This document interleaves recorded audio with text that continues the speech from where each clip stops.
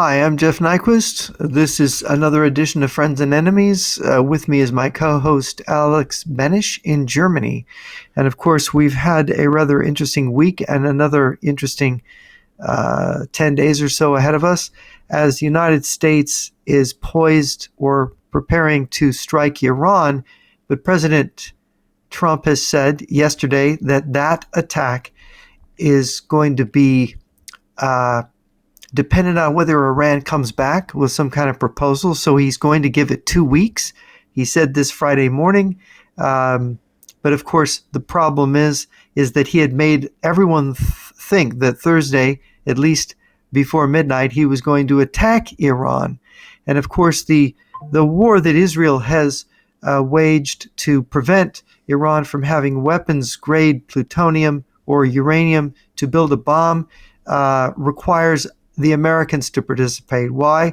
Because some of the deepest bunkers, one particularly fortified in a mountain, requires weapons only the Americans have to reach it and destroy it. In fact, there's a piece now that has appeared in the mainstream press saying that our conventional bunker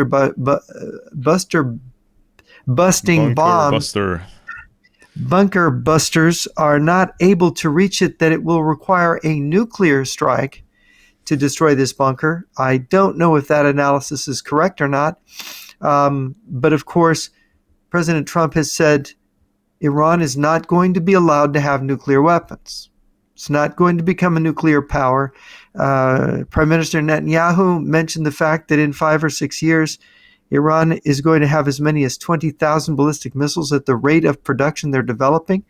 It's incredible. He said even if they didn't have nukes, this number of ballistic missiles would devastate Israel if they were all launched at once or in a short period of time. So with that thought in mind, we also would like to comment on the interview of Tucker Carlson did with Ted Cruz, a senator from Texas. So you have some thoughts on that, Alex? I watched the entire almost 2 hours, and it was very interesting.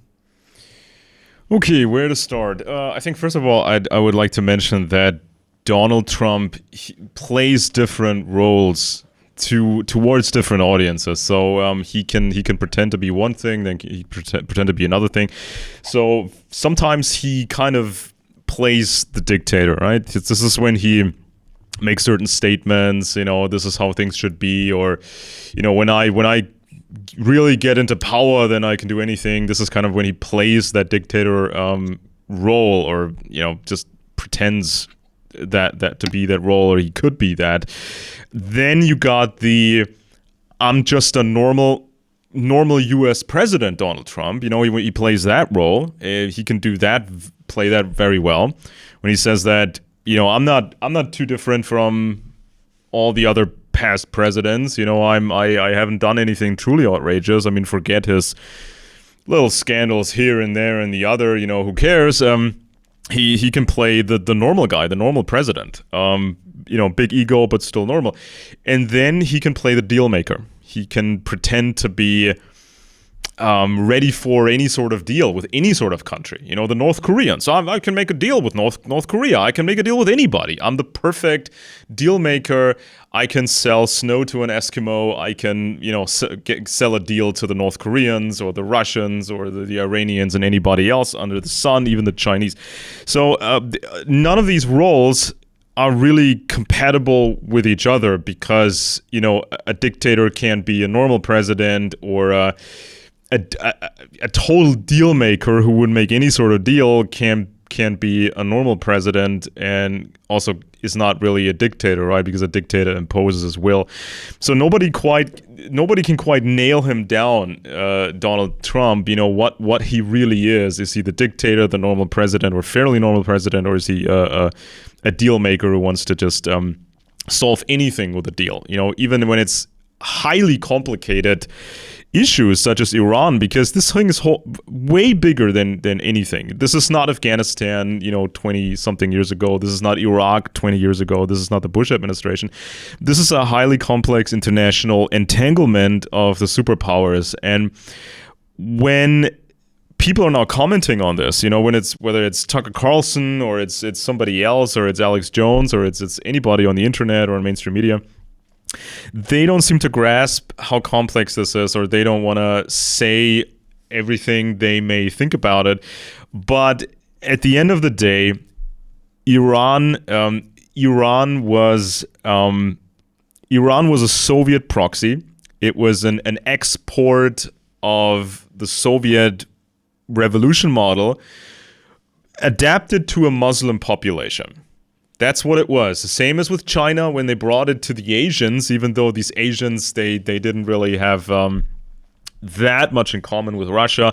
And especially these Asians did not have really much in common with these weird Europeans running around like Karl Marx decades earlier saying how, the West cannot work without socialism. So it's like, you can export this to China, you can export this to Iran, and the parallels are stunning. I mean, you saw all these purges, one purge after the other in Iran, until you finally had a set of people who would do what Moscow told them to do.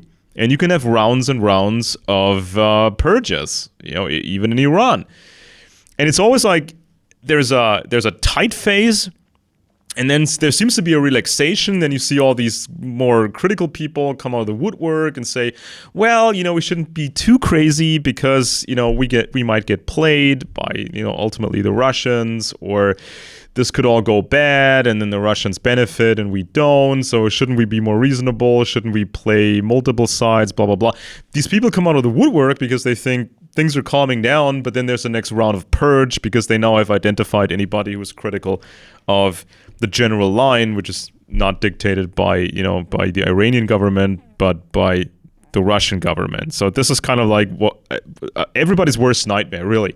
This is a highly fundamental Islamic regime, but it's been Sovietized. It's been Russianized, okay? And that makes it so much worse. So anybody can forget these parallels that are now being drawn to these old wars, 20 years ago against Iraq or Afghanistan. This is when people still to this day apply this baseline 7th, 8th grader, Bush admin logic to the current situation with the Trump administration, and it's like, it always reverts back to anti-Semitic conspiracy mythology or the leftist explanation of this is just U.S. imperialism. These imperialist pigs are trying to, steal Iran's oil and take over and run the world, and this is all just mean, and the Iranians are nice, and evil American, this big Satan America is trying to mess things up for Iran. You mentioned this interview with Tucker Carlson and Ted Cruz. Now, a lot of people on the internet, they slammed Ted Cruz for being close to Israel, with the lobby groups and this, that, and the other. And then you have, they sure did.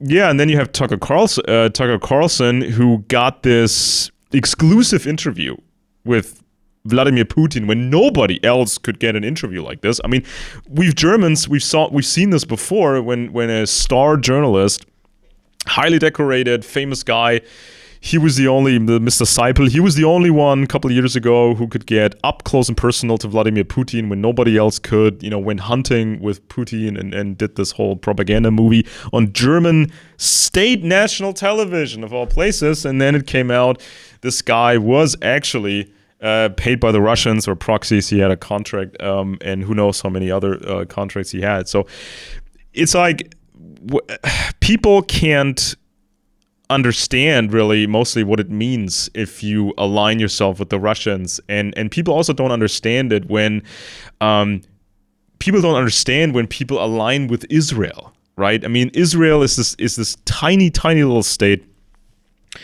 and over the course of a few hundred years, it's a portion of the Jewish world population.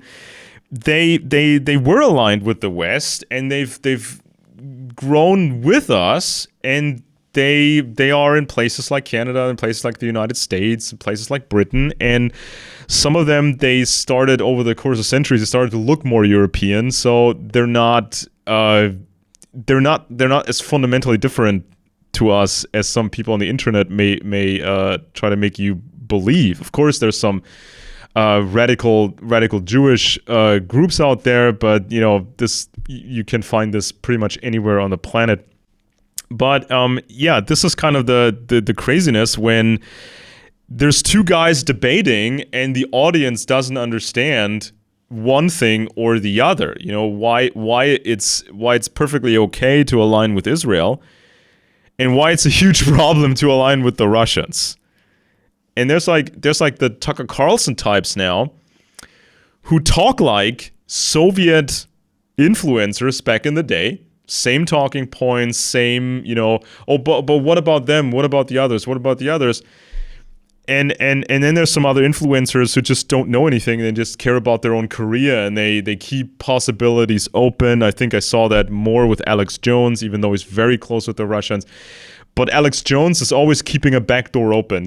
Jones is like the person who will say, well, if it goes this way and my audience is angry about it, I'm going to just play along. But if it goes another way, and then I'm going to play along with this way.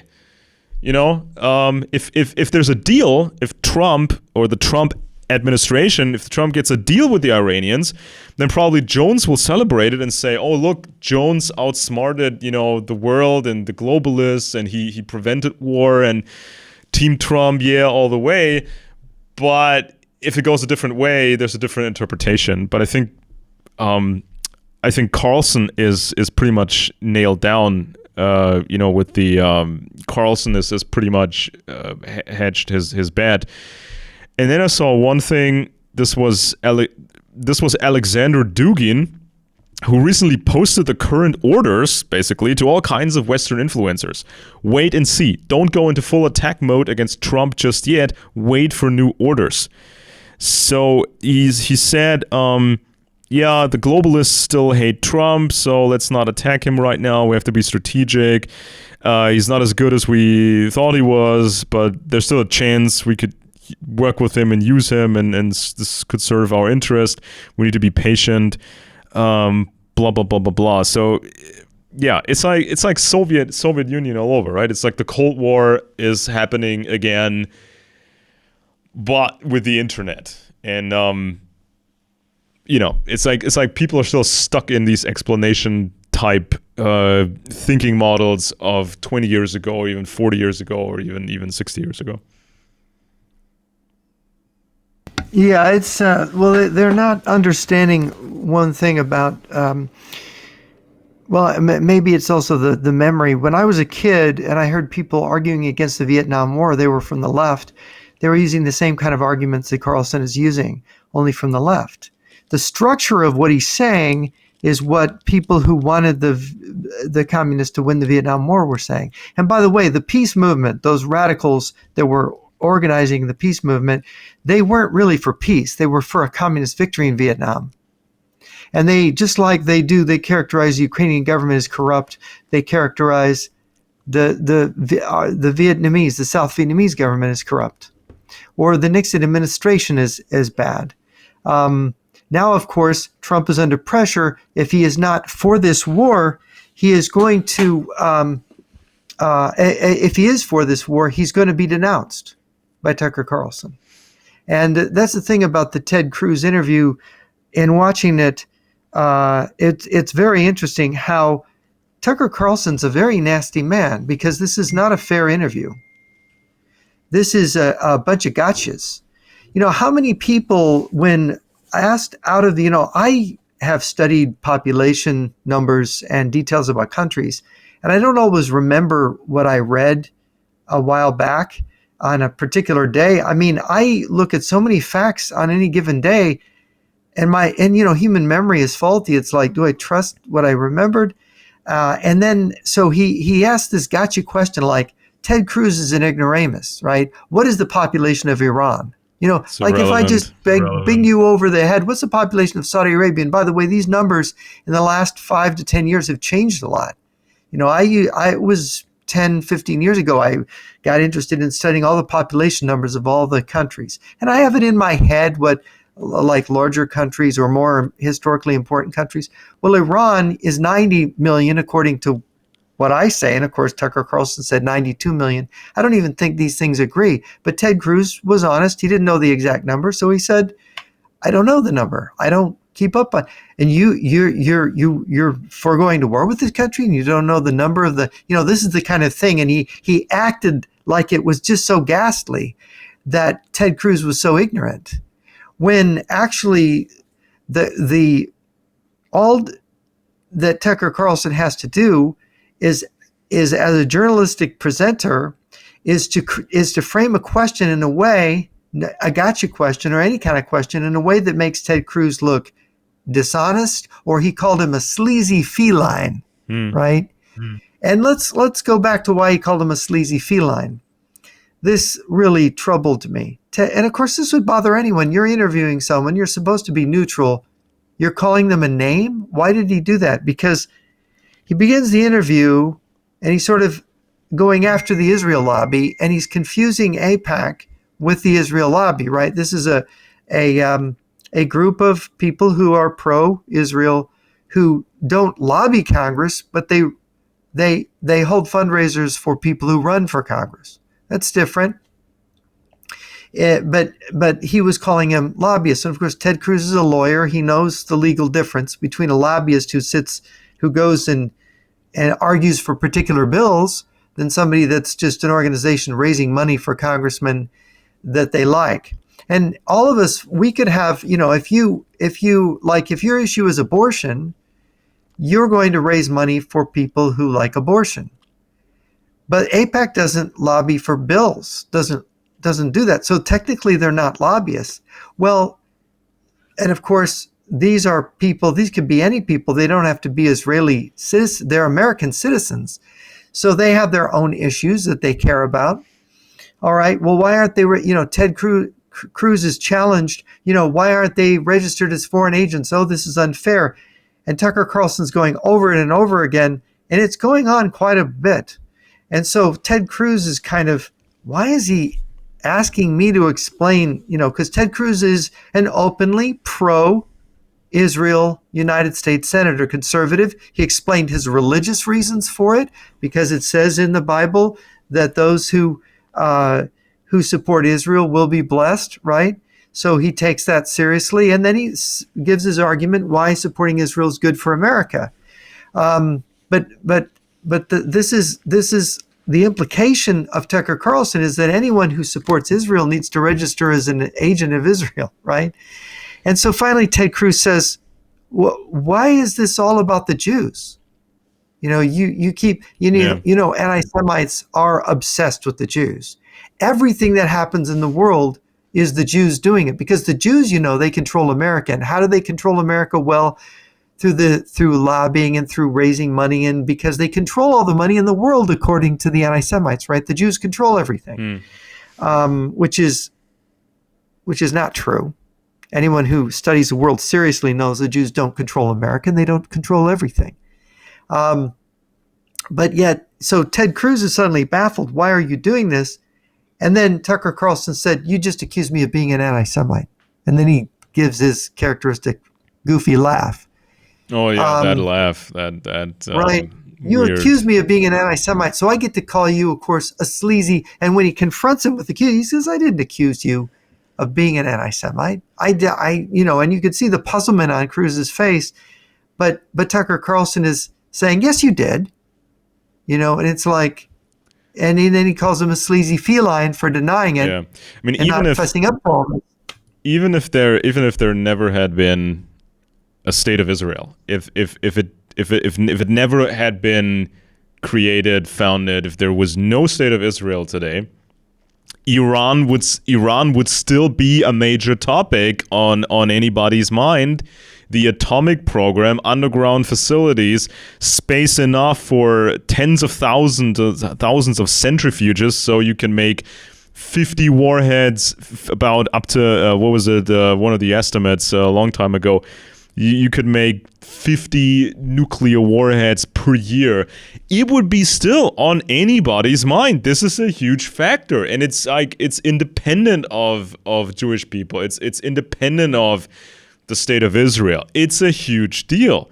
But when you eliminate traditional conspiracy mythology as a creation of and a tool of various governments at various times for various reasons, if you eliminate that, then you got this little country Israel, this tiny little country Israel, and not too far away are the Europeans. I mean, it's our issue too. It's not like, well, this is kind of Israel's problem or nobody's problem, blah, blah, blah. We're fairly close to Iran, and it only takes miniaturized warheads when you have the capability of producing them on scale, and you need the suitable rockets, and then you can hold Europe hostage. And what's even worse, the Russians, they can use Iran to start something, to initiate warfare, and then the Russians can play dumb and say, we didn't do this. This is Iran. We didn't order this. We have nothing to do with this. So you can use Iran as a battering ram. And the Russians have plausible deniability, and they can, do all this propaganda about how they're innocent and, the Iranians just did their own thing. It's everybody's problem. Whether there's if the state of Israel had been created a while ago or not, it's still an issue. It's like, it's not just some lobbying. It's not just some, mythical phantom windmills of Zion telling us that this is a problem, that Iran wants to make a lot of nuclear warheads, produce them underground, and then ship them around and put them on rockets and fire them wherever and make demands, because you can say, well, we can fire warheads unless you give in to these, that, and the other demands. And Iran has been exporting this so-called revolution that they had. It's always communist terminology, right? The Iranian revolution, the model, they've exported it to Lebanon and they've other places, and it's spreading and spreading and spreading. And I mean, Iraq tried to fight it, especially under Saddam Hussein. Saddam Hussein's Iraq invaded Iran on September 22nd, 1980. The conflict lasted 8 years. 1 million people dead. Iran's forces had older American weapons from the Shah era and trouble finding spare parts for aircraft, etc. And there was an escalating civil war at the time within Iran. This Mujahideen, a cult group against the Revolutionary Guards, and so all this was going on, and independent of the state of Israel, this was going on. Other Muslim countries or more secular countries or secular dictatorships, they had an issue with Iran. I mean, are we supposed to believe that the windmills of Zion made Saddam Hussein attack Iran? Right? Is that and the thing is that, Iran, of course, is an enemy of Israel, but it's also an enemy of the United States, as Cruz pointed out. And it's Carlson is very flippant about saying, oh yeah, of course I don't agree with, Iran saying death to America. But it seems like he likes the death to Israel part. And why should we be defending Israel? But wait a minute, this is an enemy common to us and the Israelis. And I should point out, when, Tucker Carlson, there's a tremendous sensitivity when suddenly Ted Cruz, exasperated, is like, well, why is this all about, why are you hammering me all about the Jews like this, about Jewish lobbying? And of course, what's interesting is, why was Tucker Carlson fired from Fox News? And there was a lawsuit with internal accusations, and Fox News took a big hit getting rid of Carlson. He was a heavy hitter. He drew the biggest audience. I think he was the biggest show on Fox News at the time. Now, why would you get rid of your number one, show on Fox News, Tucker Carlson, the most popular broadcaster you have on your show? Why would you? And you have this contract with him in which you're going to have to give a huge payout. You're going to have to basically pay him everything in that contract without getting the benefit of his his large audience draw. Well, a former Jewish producer at Fox News filed a lawsuit claiming an office culture rife with sexism and anti-Semitism on Carlson's show, detailing offensive jokes and discriminatory behavior by a senior producer. Now, you could say, oh, well, that's just political correctness. Well, we know that sexism has been, anything becomes sexist now. You say the wrong thing, but I'm not so sure about the anti-Semitism part. That the major Jewish organizations like the Anti-Defamation League and the B'nai B'rith have explicitly condemned Carlson's rhetoric as anti-Semitic, and they don't do that to people who aren't. Did to your knowledge, has anyone who's not anti-Semitic been accused by them of being? It's to very make that classic distinction, for anti-Semites, yeah. To make that for people to judge that, when Israeli groups say, this person is anti-Semitic or that person is not anti-Semitic, for people to make sense of it, to judge it, that requires knowledge. That requires, a deep sense of wisdom, actually, because sometimes people don't understand, when statements are being made, they don't understand the history of organized, government supported anti-Semitism and how it developed over hundreds and hundreds of years. So people are sometimes not even aware of all the stuff that goes into that. And so they don't recognize sometimes when anti-Semitism is truly anti-Semitism, when it goes back to this idea that was even popular in Germany decades before the Nazis. I mean, I'm talking like the mid 1800s roundabout. This is when the right wing started. The right wing here started to adopt it, and they took it over from the left wing, who did that earlier in the early 1800s. And they had this whole idea that because when modern science started to evolve, and you had like this idea of character traits being inherited and mixing and matching, and this ethnic fundamentalism became a thing. They had this idea that Jewish people had all the negative traits, and you can't get it out of them, and they're like at the top of the list of people in the world with bad traits, right? This is kind of this idea where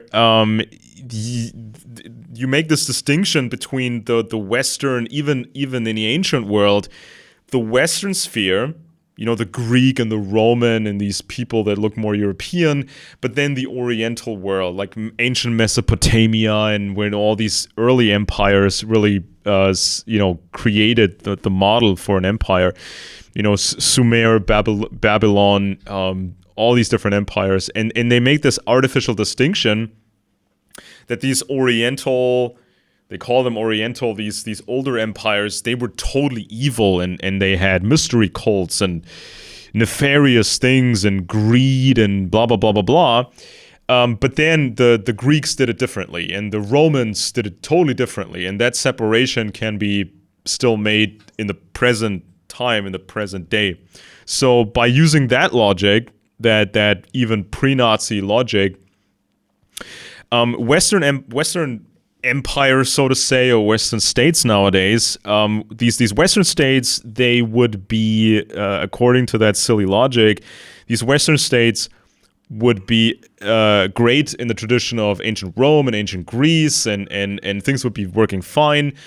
But these Jewish people here in the West, supposedly they brought this Oriental darkness into Western society and Western empires, basically. So this is where the Satanism and the mystery cults and the evil scheming and psychological warfare and subterfuge and subversion and all that.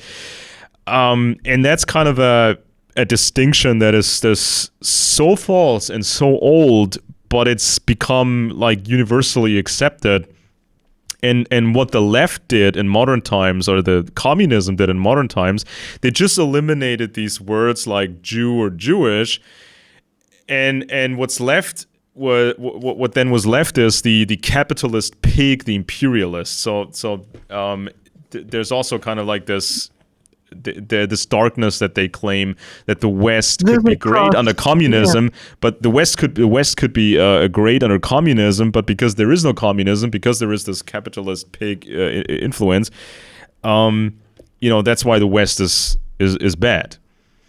So it's deeply ingrained. Well, in the Middle Ages, Jews were seen as agents of Satan. They were depicted as devil worshippers, demons in human form, and it's one of the achievements of the modern anti-Semitic movement that in the late 19th century it was able to revive this archaic superstition, and they've propagated it, and of course it was Hitler, the former leader of Germany, who started World War II, who got that going. And the thing about Tucker Carlson, people, oh no, Tucker is not anti-Semitic and we're not anti-Semitic. Well, he had a guy on his show, and I want to cover this and get your reaction. I don't remember if we discussed this before. Yeah, these kind of guys. He faced a backlash for this. He of course, this is after he's on Fox News, and of course, he could never have brought this guest on Fox News. He just simply wouldn't have been allowed. He hosted a guest who presented very controversial and widely debunked claims about World War II, which has been described as, apologizing for the Nazi Germany's. It was an apology for Nazi Germany's actions. That is an apologia. That is saying Hitler was justified in what he did. So this was in September of 2024. This is less than a year ago. Carlson interviewed Daryl Cooper, host of the Martyr Made podcast. And during this interview, Cooper made several claims that sparked widespread condemnation. Here's the claims that Cooper made. That Winston Churchill was the chief villain who of World War II. And they say, some people say he was secretly Jewish. Right. Cooper argued that Winston Churchill, not Adolf Hitler, was the chief villain of World War II and was responsible for the war, escalating it to the extent it did. He claimed that Hitler didn't want to fight Britain or France and made peace proposals that Churchill rejected. He downplayed the Holocaust. Cooper suggested that the deaths of millions of prisoners in Nazi camps were not due to a deliberate plan of extermination, but rather the result of poor planning and the Nazis being unprepared to feed the vast numbers of people they rounded up.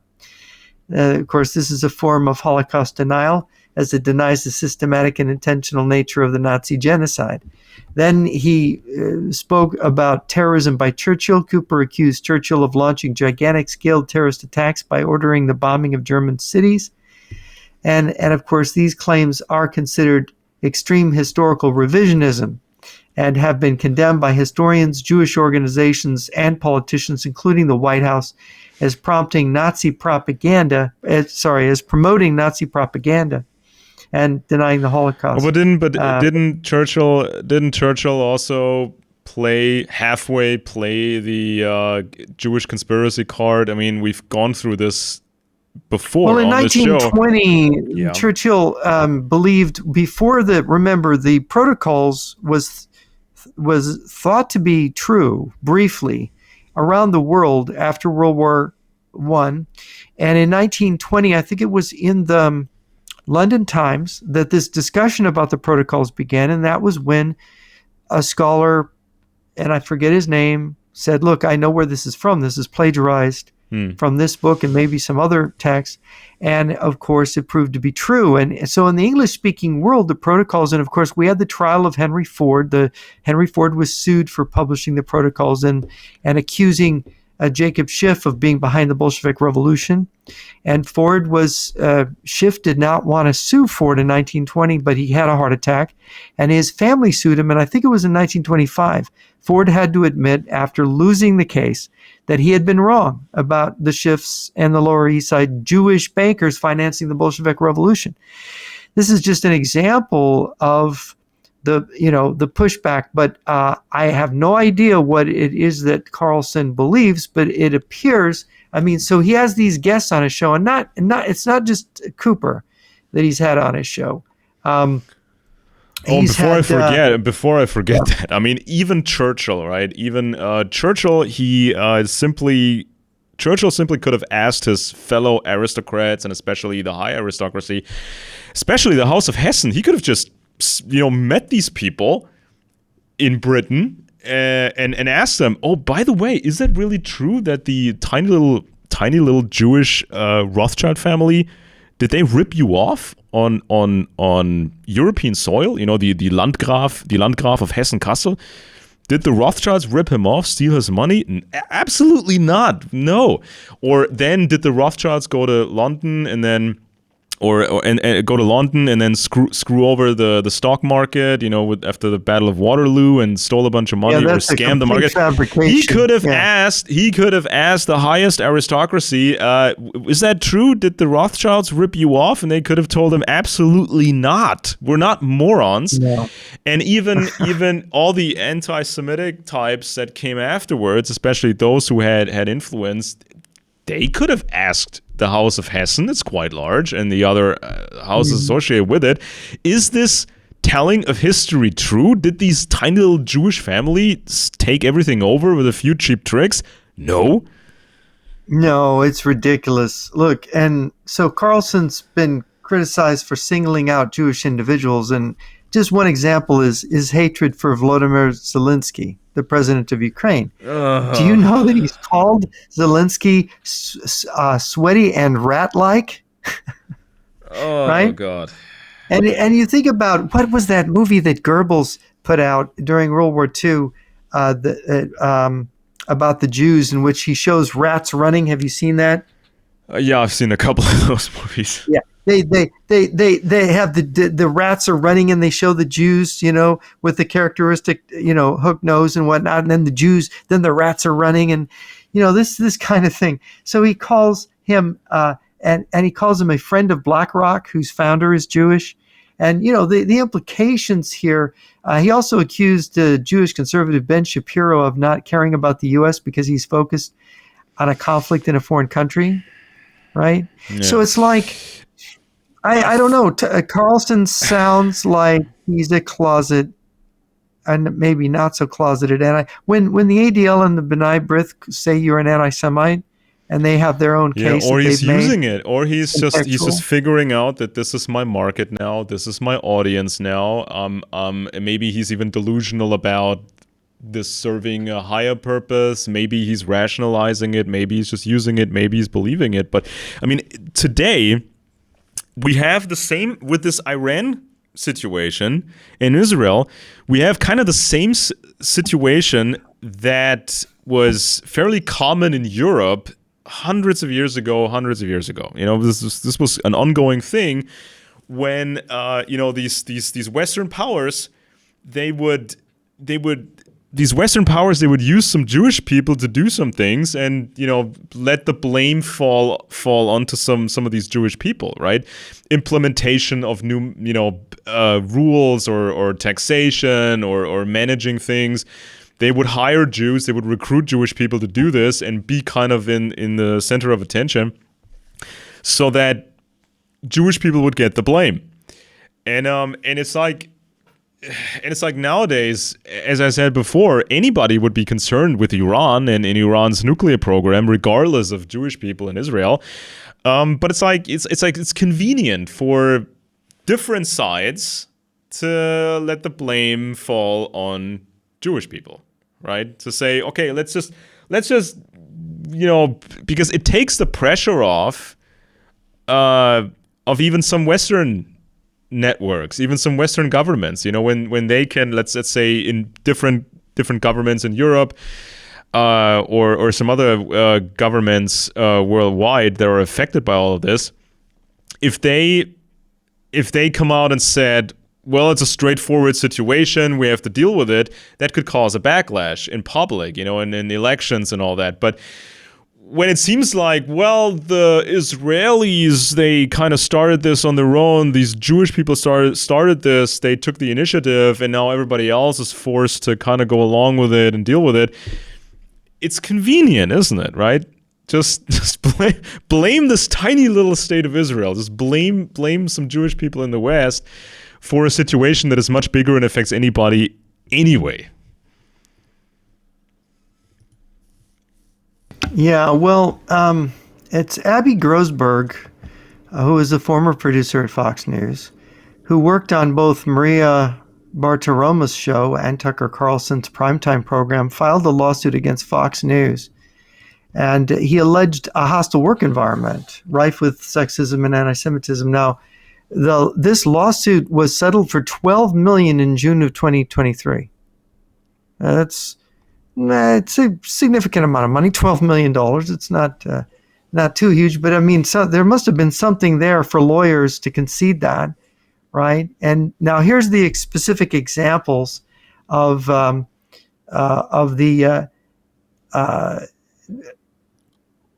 here's it.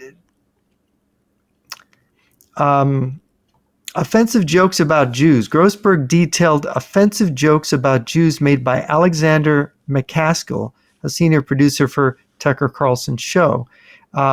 He mocked Jewish holidays and traditions. McCaskill allegedly ridiculed another Jewish employee, Eldad Yaron, for taking time off to observe Rosh Hashanah and Yom Kippur because they, quote, fell on back-to-back weeks. Jew bakery remarks. Grossberg claimed McCaskill made fun of Yaron for buying lunch at a Jewish bakery, telling staffers he went to see his people at the Jew bakery. And then he inclusion ambassador mockery. Grossberg accused McCaskill of suggesting ahead of the Fox News Spotlight Awards that Yaron be nominated for Inclusion Ambassador of the Year because he was an Israeli Jew, implying that he could use the $10,000 prize to buy a team pizza for a year. And Christmas versus Hanukkah. Apparently, this McCaskill character allegedly called Grossberg a Scrooge and a Grinch. And then there's comments about Jewish tattoos that were made, and of course, there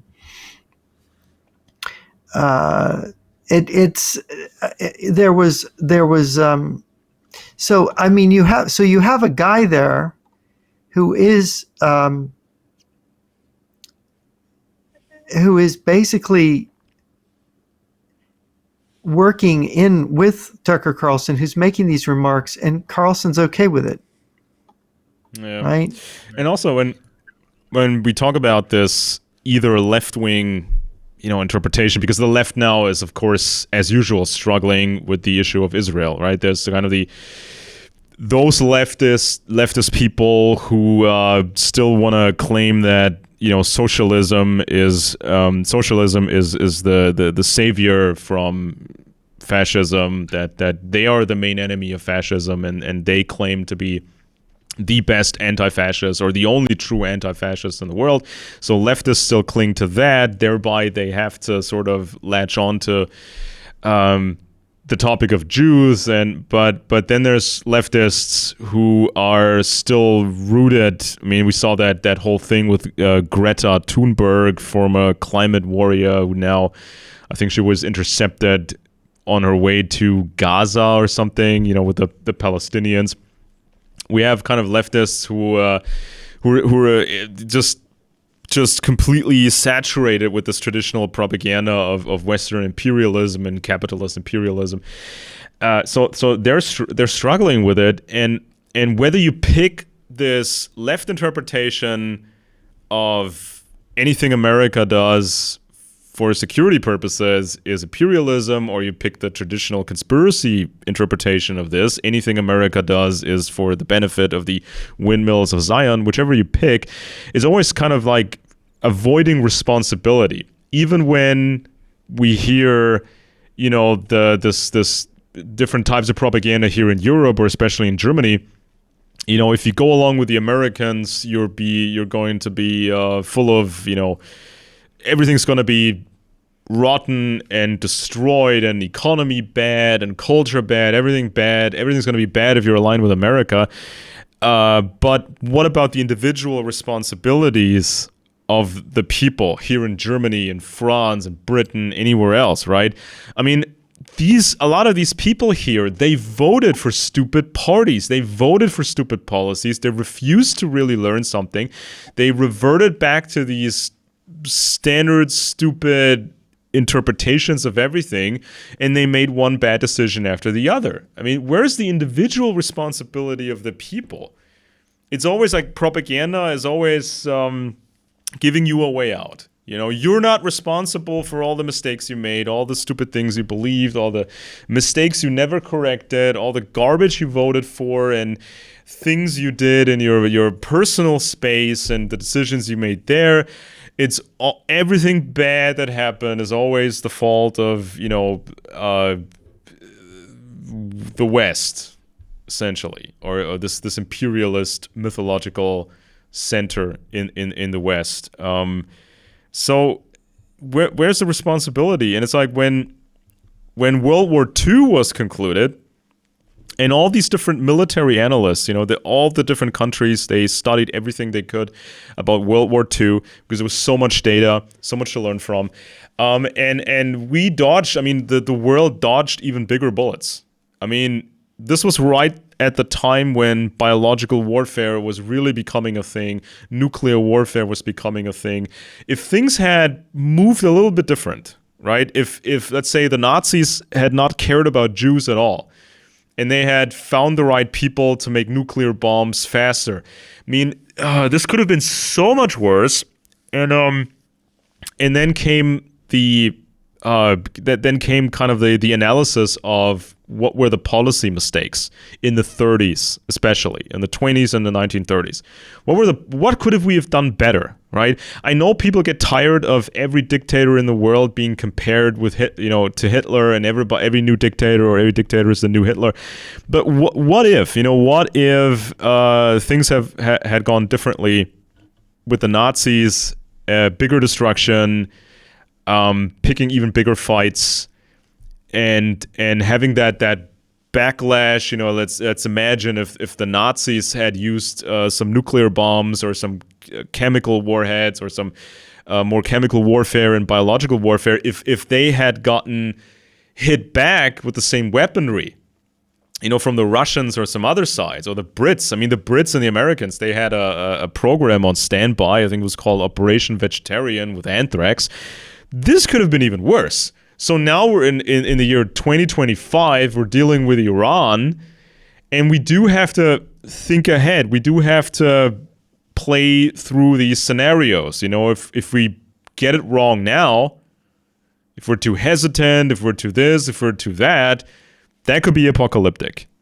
Especially with the Russians standing in the background of all of this. Should we talk about the nuke program next, or you want to make some other points about this interpretation disaster that's going on currently? Interpretation of disaster? What do you mean? No. These terrible interpretations that we see now popping up. People. Well, of course, it's active measures from the Russians and Chinese. I think that they have planted narratives that cause people to get it wrong. So people don't realize that the role that Russia, as you pointed out, plays, the role that China plays. They are using our business community that wants to make money, of course, in Europe by buying cheap Russian gas to power Europe, or to get cheap Chinese labor to make things. There's also other raw materials in Russia. The business people want to get access to things that are going to allow them to make a better profit. And of course, but this has been disastrous because these countries, Russia and China, are run by communists, basically. And I hate to say this, but I'm going to underscore this for everyone who's listening.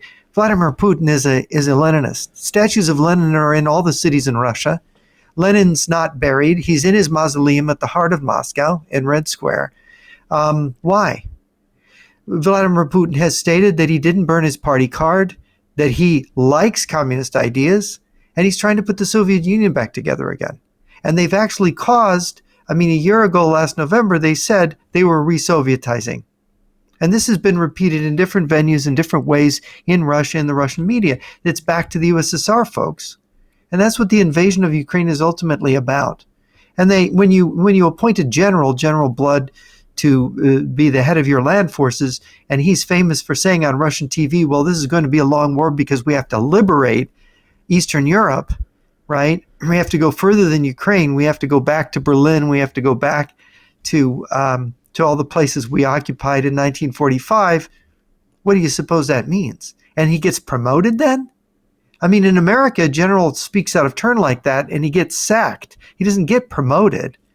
So this is the problem that people have. They don't recognize what Russia and China is. And of course, well, what's wrong with communism? Oh, gee, they killed 100 million people in the 20th century.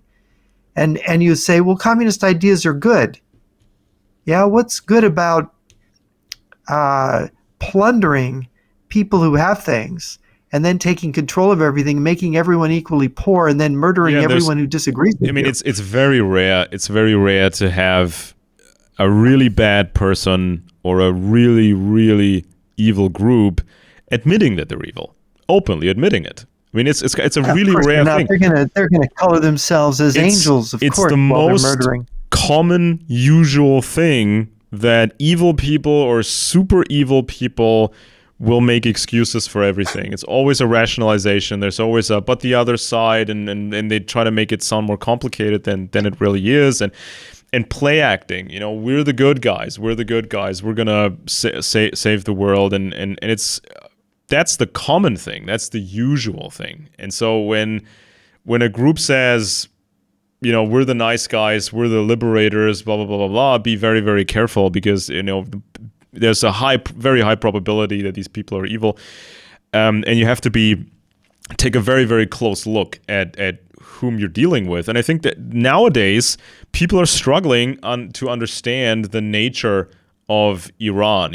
How are they? What are they? How do they develop? I mean, I mentioned earlier, it was a Sovietization of Iran. It's a liberation theology Islam. They called it a revolution.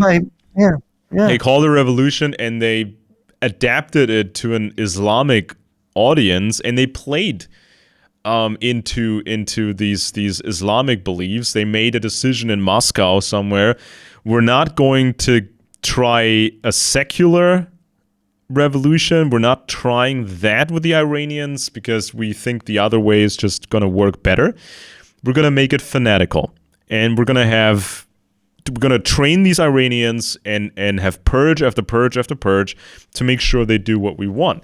So now people are surprised by this thing escalating, I think, because usually they think, well, it's just a bunch of talk and threats and nothing comes out of it.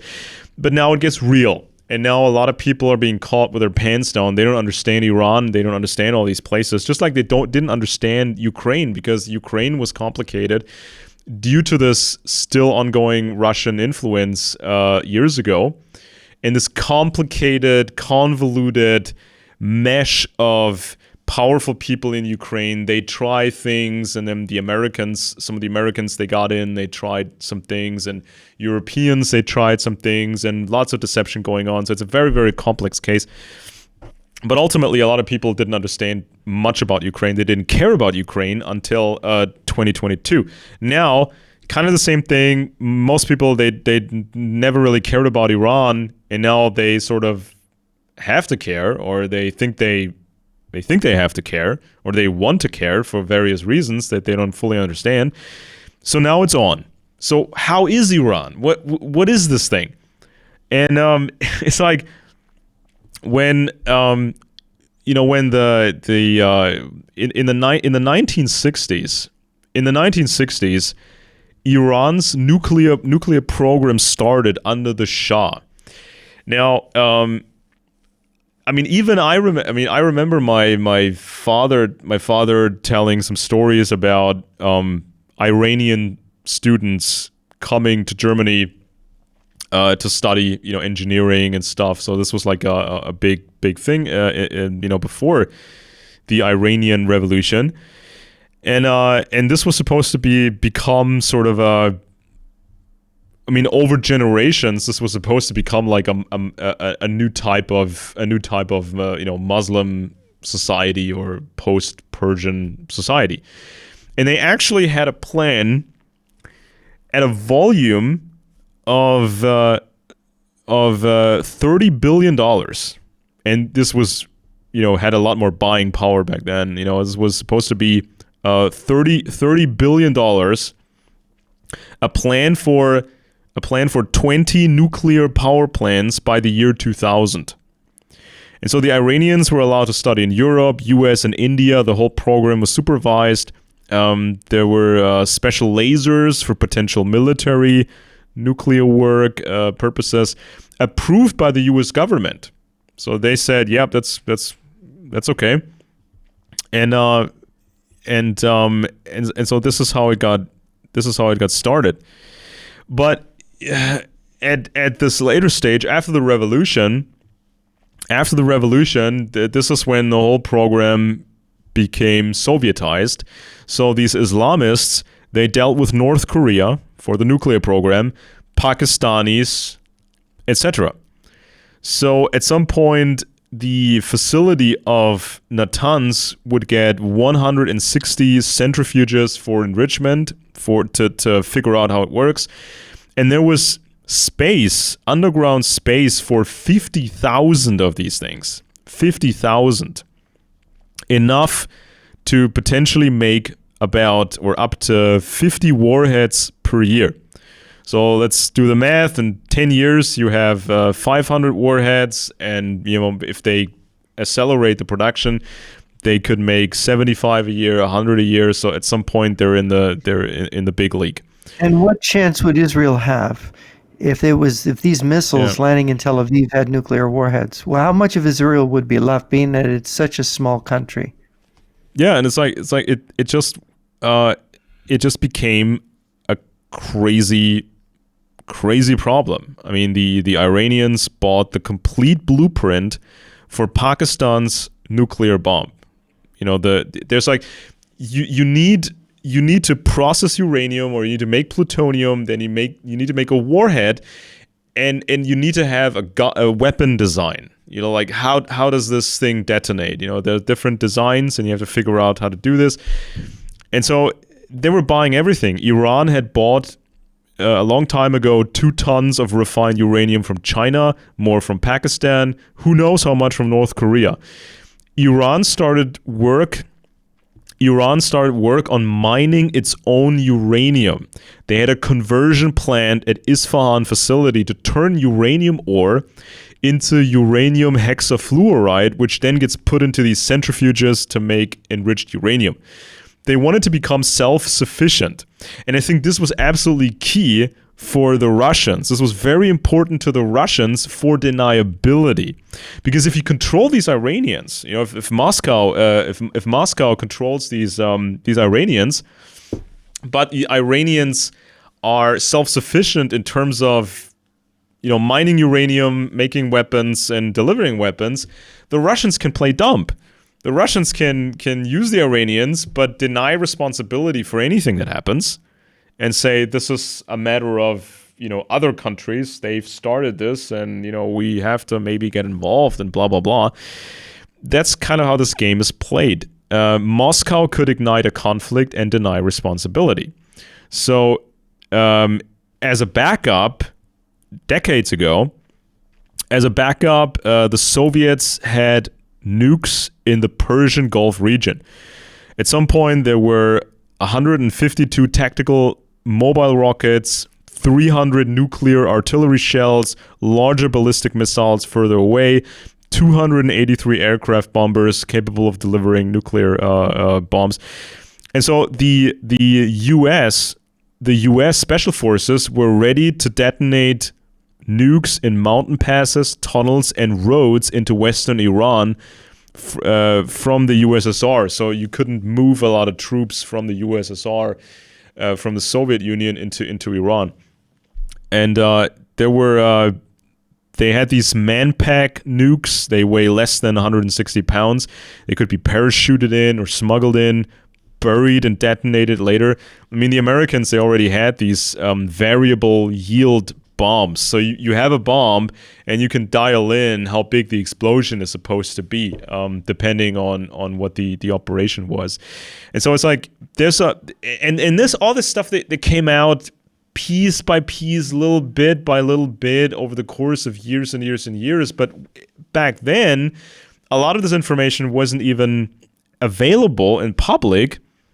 And we have to think about the current situation now. There's a lot of information that's not in the public. There's a whole area that's super secret, and we can get closer and closer to reality. But this takes work. This takes expertise. But we cannot take this public sanitized data set and say that's it.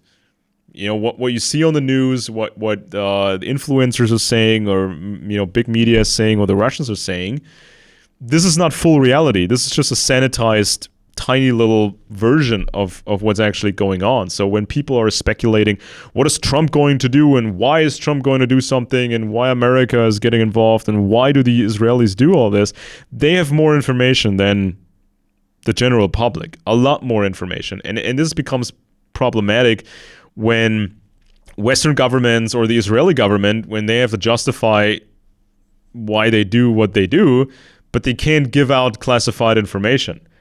I mean, what do you think people have to consider when it comes to classification in these matters?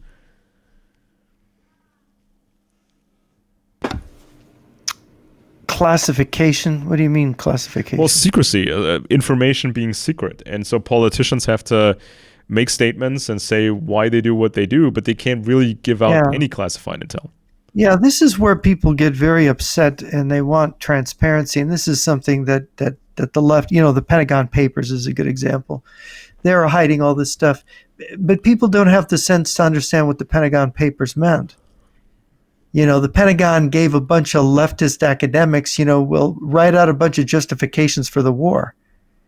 So they wrote justifications that had nothing to do with the real reason why the war was about communism, the spread of communism. That was obvious. But they talked about, America wouldn't have the tungsten for making light bulbs, or I don't remember all the details from the Pentagon Papers, but it was part of my education when I was younger in the 1970s because it was a big deal, right? Daniel Ellsberg. And Nixon didn't even care about the Pentagon Papers. That's a scandal for the Johnson administration. Well, Kissinger cared. And if you read H.R. Haldeman's book, you'll see that Daniel Ellsberg was a protege of Henry Kissinger. And so Kissinger needled Nixon to do something. But the secret information is often subject to misinterpretation. It often then can reveal things to the enemy you don't want it revealed. Yeah, there's a lot of unnecessary secrecy. There's things that shouldn't be secret, and people like Diana West have written about secrecy that hides malfeasance, right? Part of a cover-up. What was Nixon trying to get the FBI to help him cover up Watergate, claiming that it had some kind of an intelligence angle to it. There's this kind of thing. So there's a fine line between the two. But when it comes to military operations and strategic secrets, you do not want them to be known because it's to the advantage of and you want to have good counterintelligence, which I doubt that we do. But that's another question. Yeah, but I mean, like, let's say the Israelis, they had some. Israel has had some tremendous success with foreign intelligence, especially when it comes to Iran. I mean, there's been so many operations in the past. And the United States has too. The United States has penetrated. I mean, most people don't know this, but an Iranian Revolutionary Guard Corps General, Reza Khalili, was a CIA agent, I think, for a decade or so. I mean, it's been years since I read his book, but and why would he publish all the successes? I mean, it's like it's tough to estimate the performance of these intelligence agencies. There's people also that are against somebody like Khalili, who was an Iranian. This is interesting. I interviewed Khalili and I spent time talking to him. He was he was a person who had joined the revolution in '79. He was a convinced Muslim, and he rose very rapid, very smart guy. He was at American universities. He was educated in the United States. He went back to Iran and joined up. And of course, he saw his childhood friends tortured and murdered by mullahs. He saw the oppression of the regime. He saw that the Russians trained them in how to torture and murder people. for example. That's a part of thing referred to in his book. And so he decided he was going to spy for the United States. He went on a mission for the Revolutionary Guard Corps to the United States, and he went to the FBI. And they said, well, we don't do spying overseas. You got to see the CIA. So he ended up working for the CIA. He almost got caught. He got out of there. But the Israelis have also penetrated. And now there was news today about evidence that there are generals in the Iranian army, and maybe even in their Revolutionary Guard Corps, that want to overthrow the regime. And you maybe saw the Shah's sons comments, and that there are Iranian generals pledged to him. Now, this is where the Russians and Chinese don't want America to bomb, because the minute America commits to bombing and a no-fly zone is imposed, a revolution in Iran becomes possible, a revolution against the regime. Why do I say this? Because remember in Afghanistan, when the Taliban, we told the Taliban they had to give up Osama bin Laden. Sorry, they had to surrender Osama bin Laden. They refused, and so it was our bombing, and it was a Northern Alliance. We were able to take the whole country. So if one Iranian general commanding a corps, for example, of Iranian troops revolts, we can actually give him so much air support that he could take the country and cause other revolts in the military. And the Revolutionary Guard Corps is smaller than the Iranian army. Iranian army, and with air support, not as powerful. So there could be a revolution if there's Iranian generals. And this is a regime that's not popular. I think I've seen reports that they only have 20% support, which is very dangerous. Anything under 30 support, and you could face a revolution very easily. If the Iranian program, the nuclear program, would be stopped, one way or the other, there are different ways this could go down, and different ways this nuclear program of Iran could be stopped. And also, there's like a whole nother ball game. What are the Iranians doing with chemical weapons and advanced chemical weapons and biological weapons? Nobody wants to talk about that. But when this nuclear program is stopped, it takes away a key tool of the Russians, because, as I said before, the Russians they love their proxies. They want to use North Korea in Asia, but also on a global scale with intercontinental ballistic missiles. Because North Korea, look, the Russians could use North Korea to deliver a nuclear bomb at the U.S. and they wouldn't. Their retaliation wouldn't fall on them. Or confine Iran. Or confine the Korean nukes to the Asian Pacific theater.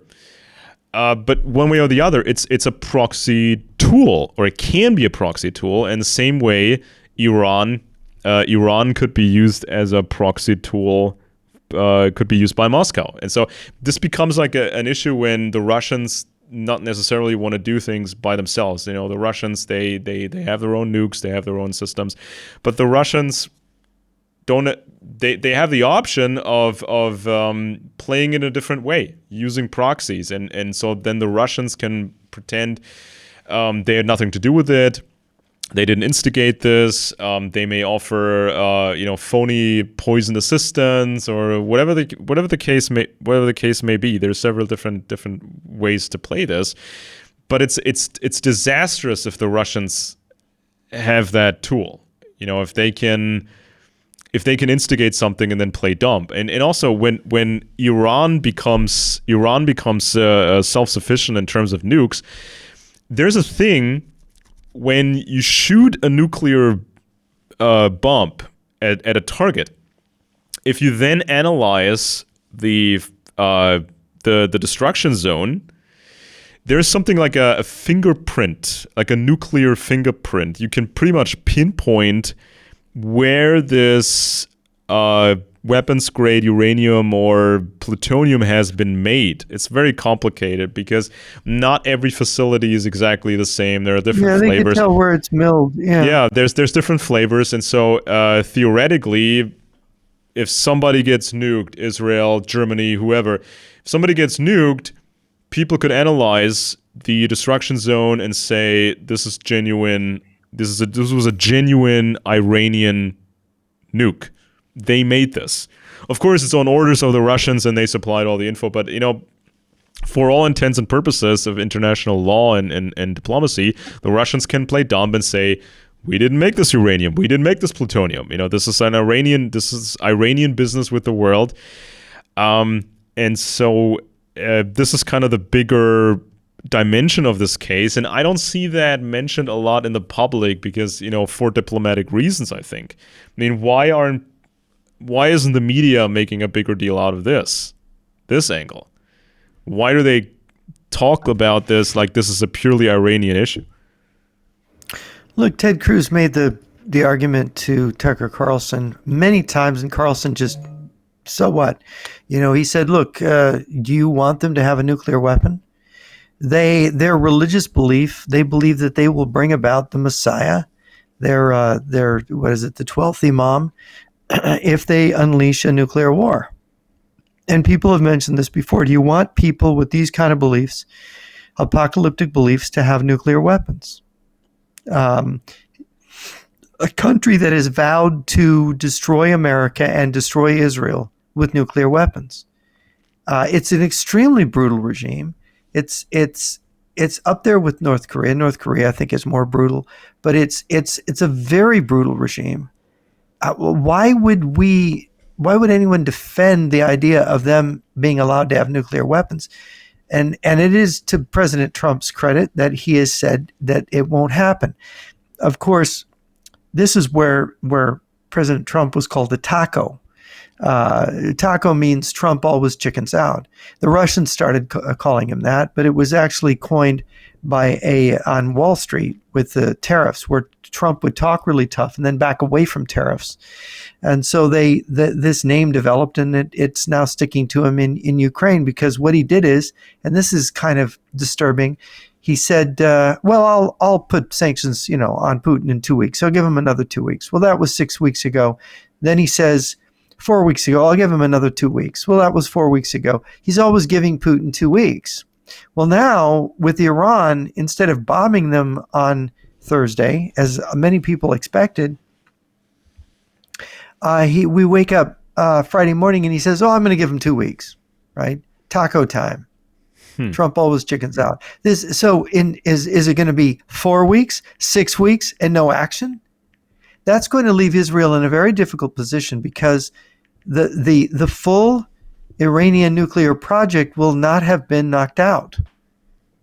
And of course, it will have been set back some amount. How much, we don't know, but it won't be knocked out. And this is a real problem, because then it's not a job that's finished. And of course, here the objective could be, since it seems to me, and I didn't think it was credible at first, but it seems to me that it's more and more credible that there are Iranian, this is not Iraq, by the way. The Iranian people are not the Iraqi people. This is a sophisticated country. These are people who want to overthrow this government. There was dancing in the streets in Iran by the public when the Israelis struck.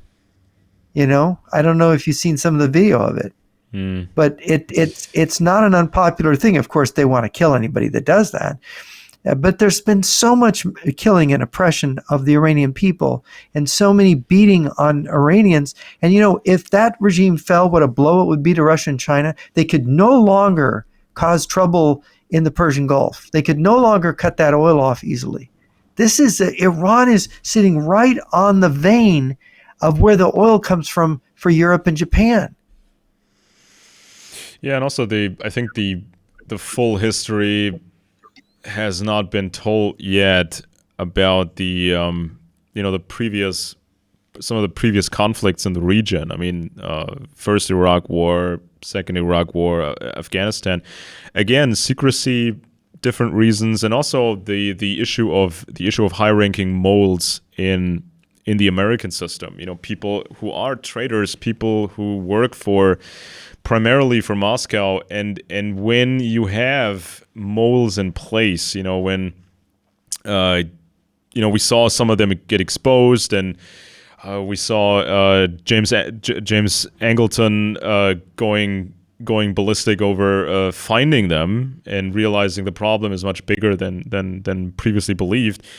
When you have when you have these moles in the West, these traitors, they can delay intelligence. They can add fake things to intelligence. They can shape things. If you have like a Henry Kissinger, they can shape things, mold perceptions, move people out of the way that they're problematic for a specific agenda, put problematic people in, shape perception even further, and then give these assessments to a president of the United States, these briefings, and telling them what could be done, what would be supposedly a low risk or a manageable risk operation, and how long this was going to take. I mean, this is kind of an element that was so missing from all that's been said and written and broadcast in the 2000s, with the Iraq war and the Afghanistan war, because a lot of people, they made a career out of trashing the Bush admin and Rumsfeld and Cheney and, the blood for oil thing and, getting involved in these wars just to make money, even though it wasted a lot of money, or so the weapons manufacturers are happy, even though there were other reasons to make more weapons, to provide safety. It's like the whole story, I think, hasn't even been told, but still people make these comparisons nowadays. They will say, for example, I think I heard that from Alex Jones and some others. They said, well, we influencers, we helped Trump get into office. We helped Trump become president twice because we wanted a president that didn't get involved internationally, as if that's per se a good thing. If you just let all these nutcrack, crazy regimes do whatever they want. We wanted a president who doesn't get involved internationally, and that's why we helped put him in office. And now he may disappoint us. He may do the same things that George Bush did, and so they make all these comparisons, even though some of these same influencers like Alex Jones. I mean, even Alex Jones, he didn't really tell a full story of what happened in the 2000s. And it was always just a mixture of left-sounding arguments and classic conspiracy mythology. The globalists wanted this, that, and the other. But there was no real telling of the story. And I mentioned this in one of the previous episodes of this show, especially when it comes to 9/11 and how Russians helped along Al-Qaeda, pro-Russian politicians. They somehow missed these pro-Russian politicians, these pro-Russian politicians here in Germany. They missed somehow these Islamists in Hamburg who then moved to the U.S. and did 9/11. And there were some high-ranking molds being exposed before 9/11, and this demolished significantly or harmed significantly the intelligence gathering capabilities of the United States, and this became a big issue, a big problem, and so the whole story of the 2000s has never been told properly. But then we see the influencers saying, "Oh, this nowadays with Trump, this could just be like the Bush era," even though we don't really have a clear picture of the Bush era. No, there's a claim that there were no weapons of mass destruction in Iraq, and we know that Saddam Hussein used them on his own people. The thing that happened is, and this is what the Prime Minister of Israel said, and this is what the former head of Saddam Hussein's Air Force wrote a book about this. Because he personally was involved, Saddam Hussein, trying to avoid war, he didn't want to allow inspectors in, and of course when he did, he played games. But they moved Iraq's weapons of mass destruction to Lebanon and to Syria.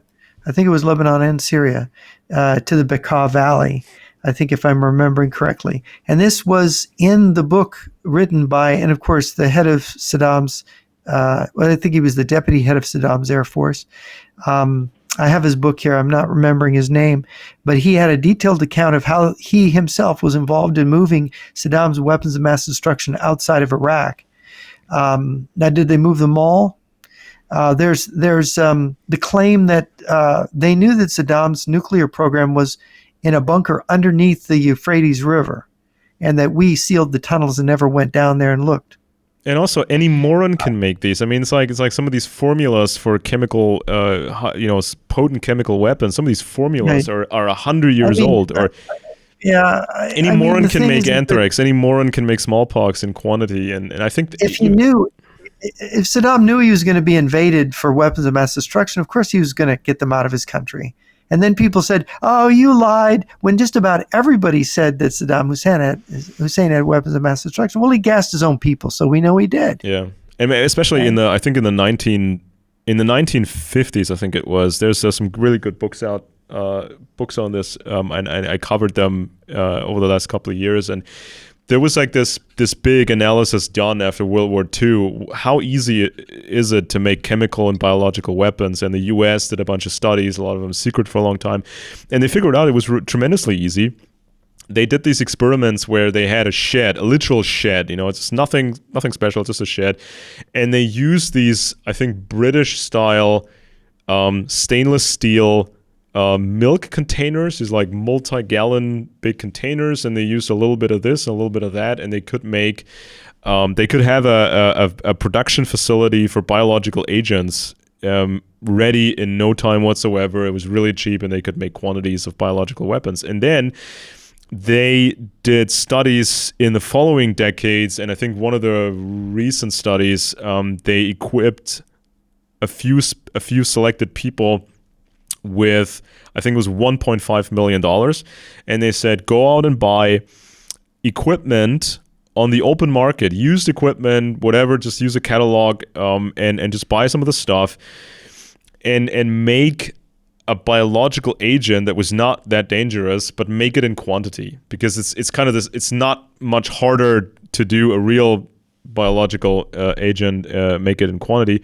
And they could deliver. They could do this in secret for $1.5 million and produce like a couple of pounds of biological agent. And I think in the first Gulf War, there was a concern about anthrax being used against American forces, and they did these calculations. You need a couple of pounds of powder, the spores, the anthrax spores. You need a device to create a cloud, and then you could just cloud the American forces and basically kill 200,000 in theory. 200,000 American forces. And so they try to come up with an anthrax vaccine, but they figured this was just too time consuming, and if there was a modified anthrax, the vaccine wouldn't work. So I think they resorted to a nuclear threat and basically told Saddam, if you use an anthrax against us, we'll use nukes, and that was the end of that. So it's like the willingness to make biological and chemical weapons is a deciding factor. It's not like chemical and biological weapons are super tough to make, like nuclear weapons. It's not like they're expensive. It's not like there has to be a stockpile. It's not like there has to be a stockpile and this is the stockpile and you don't have anything else. You can set up shop somewhere else. Let's talk about Tulsi Gabbard saying that Iran is not developing a bomb. Oh, she recanted a few hours ago. Did you hear that? Oh, I didn't hear that. What did she say? What did she say? This was in the... She recanted. Now, that's interesting. I didn't catch that. It was a few hours ago. Yeah, I saw that. That is important because, well, let me explain what the argument's been about over this, because again, all these people, Tucker Carlson and people of that ilk, are going to say there are no weapons of mass destruction in Iran. You're playing that same card. You played it with Iraq.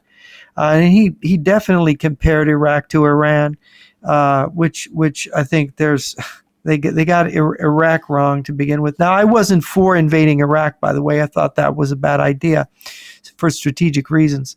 And I'm not for invading Iraq. If the Iranian people will rise up, we should have the no-fly zone. Enable it. But there use area.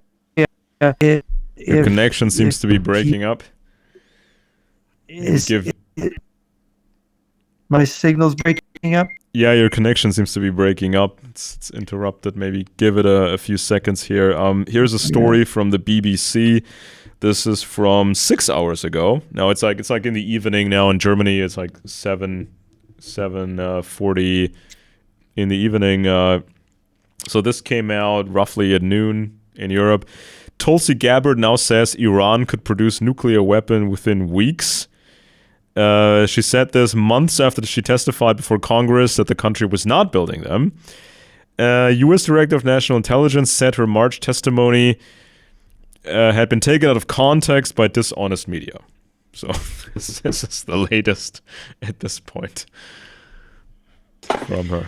Well, I should point out what the controversy has been about on this.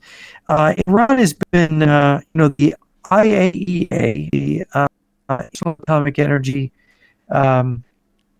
Agency, does inspections of countries to see what they're doing. And of course, proliferation of nuclear weapons is not something that is good, right? They want to ensure they monitor places like Korea and Iran. And Iran has restricted their inspections, but they found enriched uranium in places that it shouldn't have been, indicating some kind of secret doings.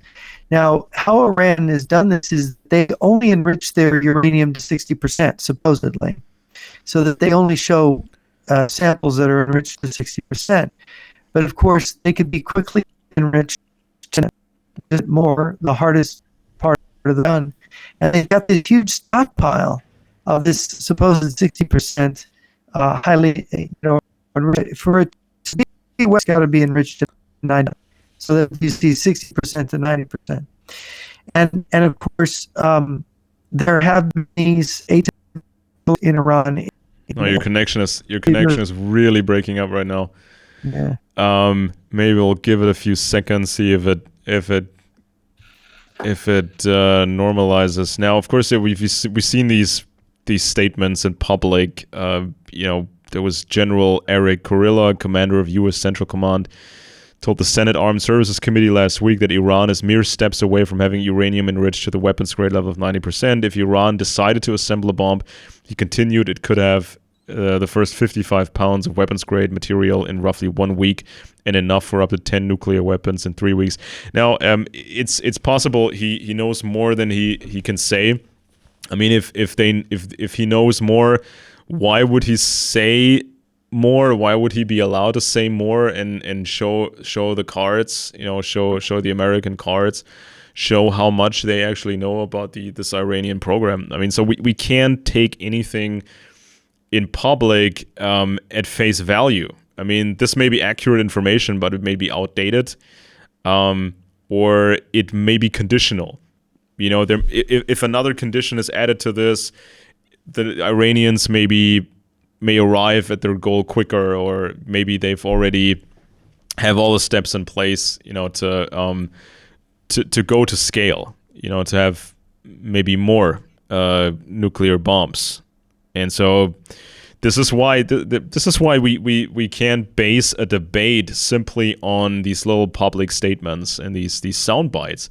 There has to be more knowledge about this. There has to be a lot more, experience and wisdom when we try to judge this current situation. You can't take a little statement from public and say, well, this is it, this is that. And Tulsi Gabbard said something else a few months ago. It's like, I mean, so much has leaked about the Iranian program for such a long time. The Israelis, they slowed it down.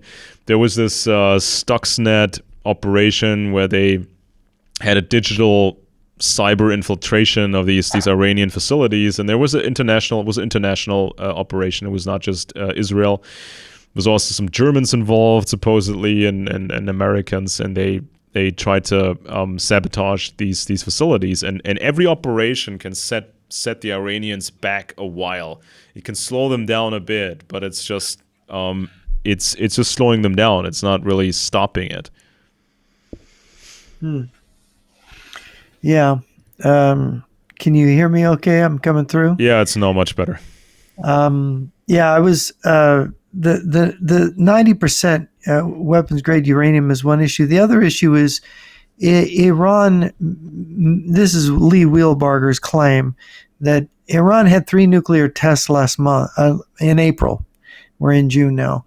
One on the 6th, another one I think the day after, and then later in the month. And they were the atypical earthquakes that are associated with underground tests. The thing about this is that the planes that carry typically nuclear warheads around inside Russia, those particular aircraft, came to Iran in March. And Wheelbarger believes that they were offloading nuclear weapons to the Iranians. Now, if Iran has nuclear weapons controlled by the Russians, that means the Russians have the codes and probably would not allow the Iranians to use the weapons without giving them the codes. That is, Russia would still have the say-so whether Iran used the weapons. They'd effectively be nuclear weapons on loan to a rogue state by Russia. Obviously, this is very dangerous because the Iranian regime, if it starts to break up, they've killed a bunch of generals already by bombing bunkers where the generals are at.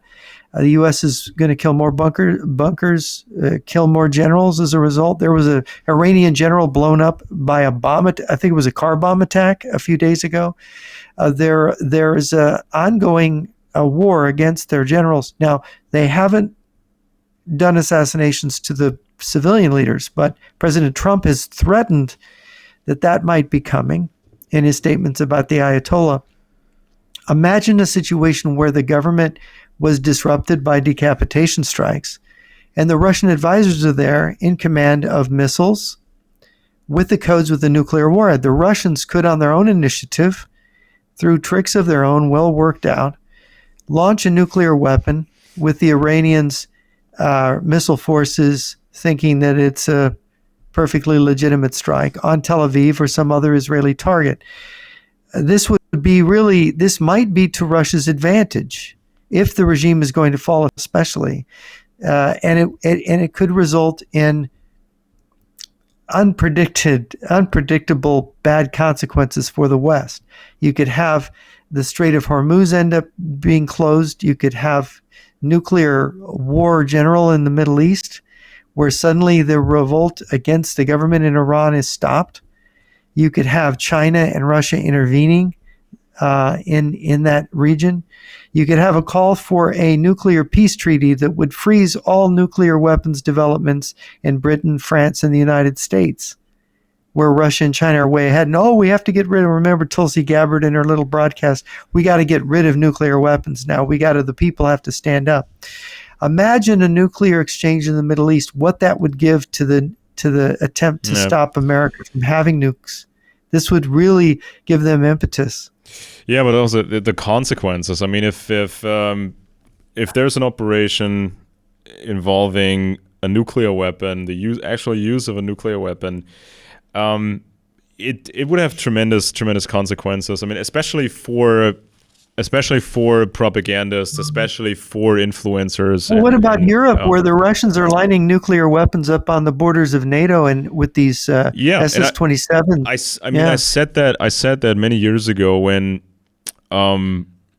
the surveillance of the internet got to a point of forensic quality. Now, of course, when in the technology age, when the internet actually became a thing at first, any sort of basic security surveillance, anything that was very normal actually and very, very common and sensible, any security feature was immediately denounced by agents of Moscow. This is when the Russians would infiltrate the IT sphere, the hackers, or the early hackers and later generations of hackers, and of course this morphed into WikiLeaks and some other offshoots. We did an episode on WikiLeaks once, and I talked about the earlier types when they would they would have these bigger organizations of hacking, claiming to be ethical hackers. They were against imperialism and against surveillance and all that.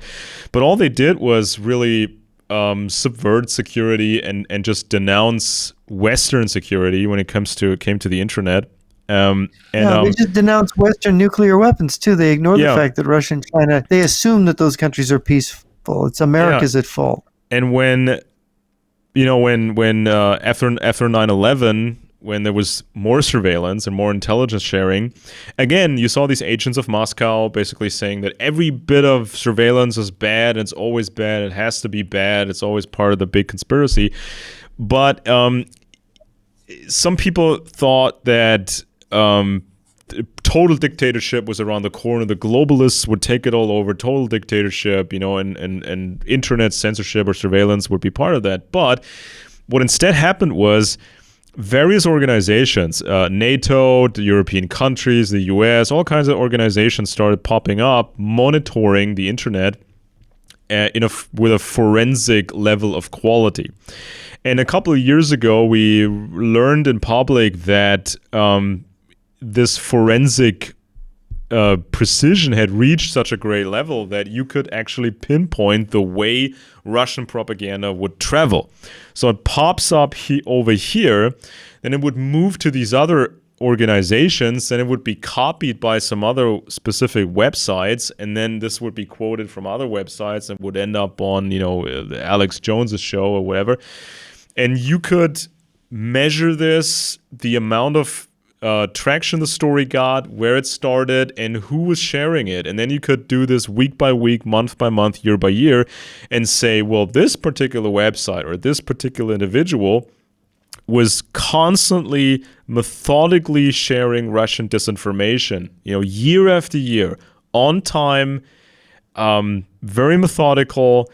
And so at some point when this war situation becomes even more dramatic, this forensic style of watching the web, this could become a legal factor by distinguishing actual reporting and malicious Russian propaganda. I mean, we see this going on even at this point. There's a story here from The Insider. It says, Russia Today employee who co-authored a book with an FSB officer jailed for state treason in Estonia. So this is how this goes.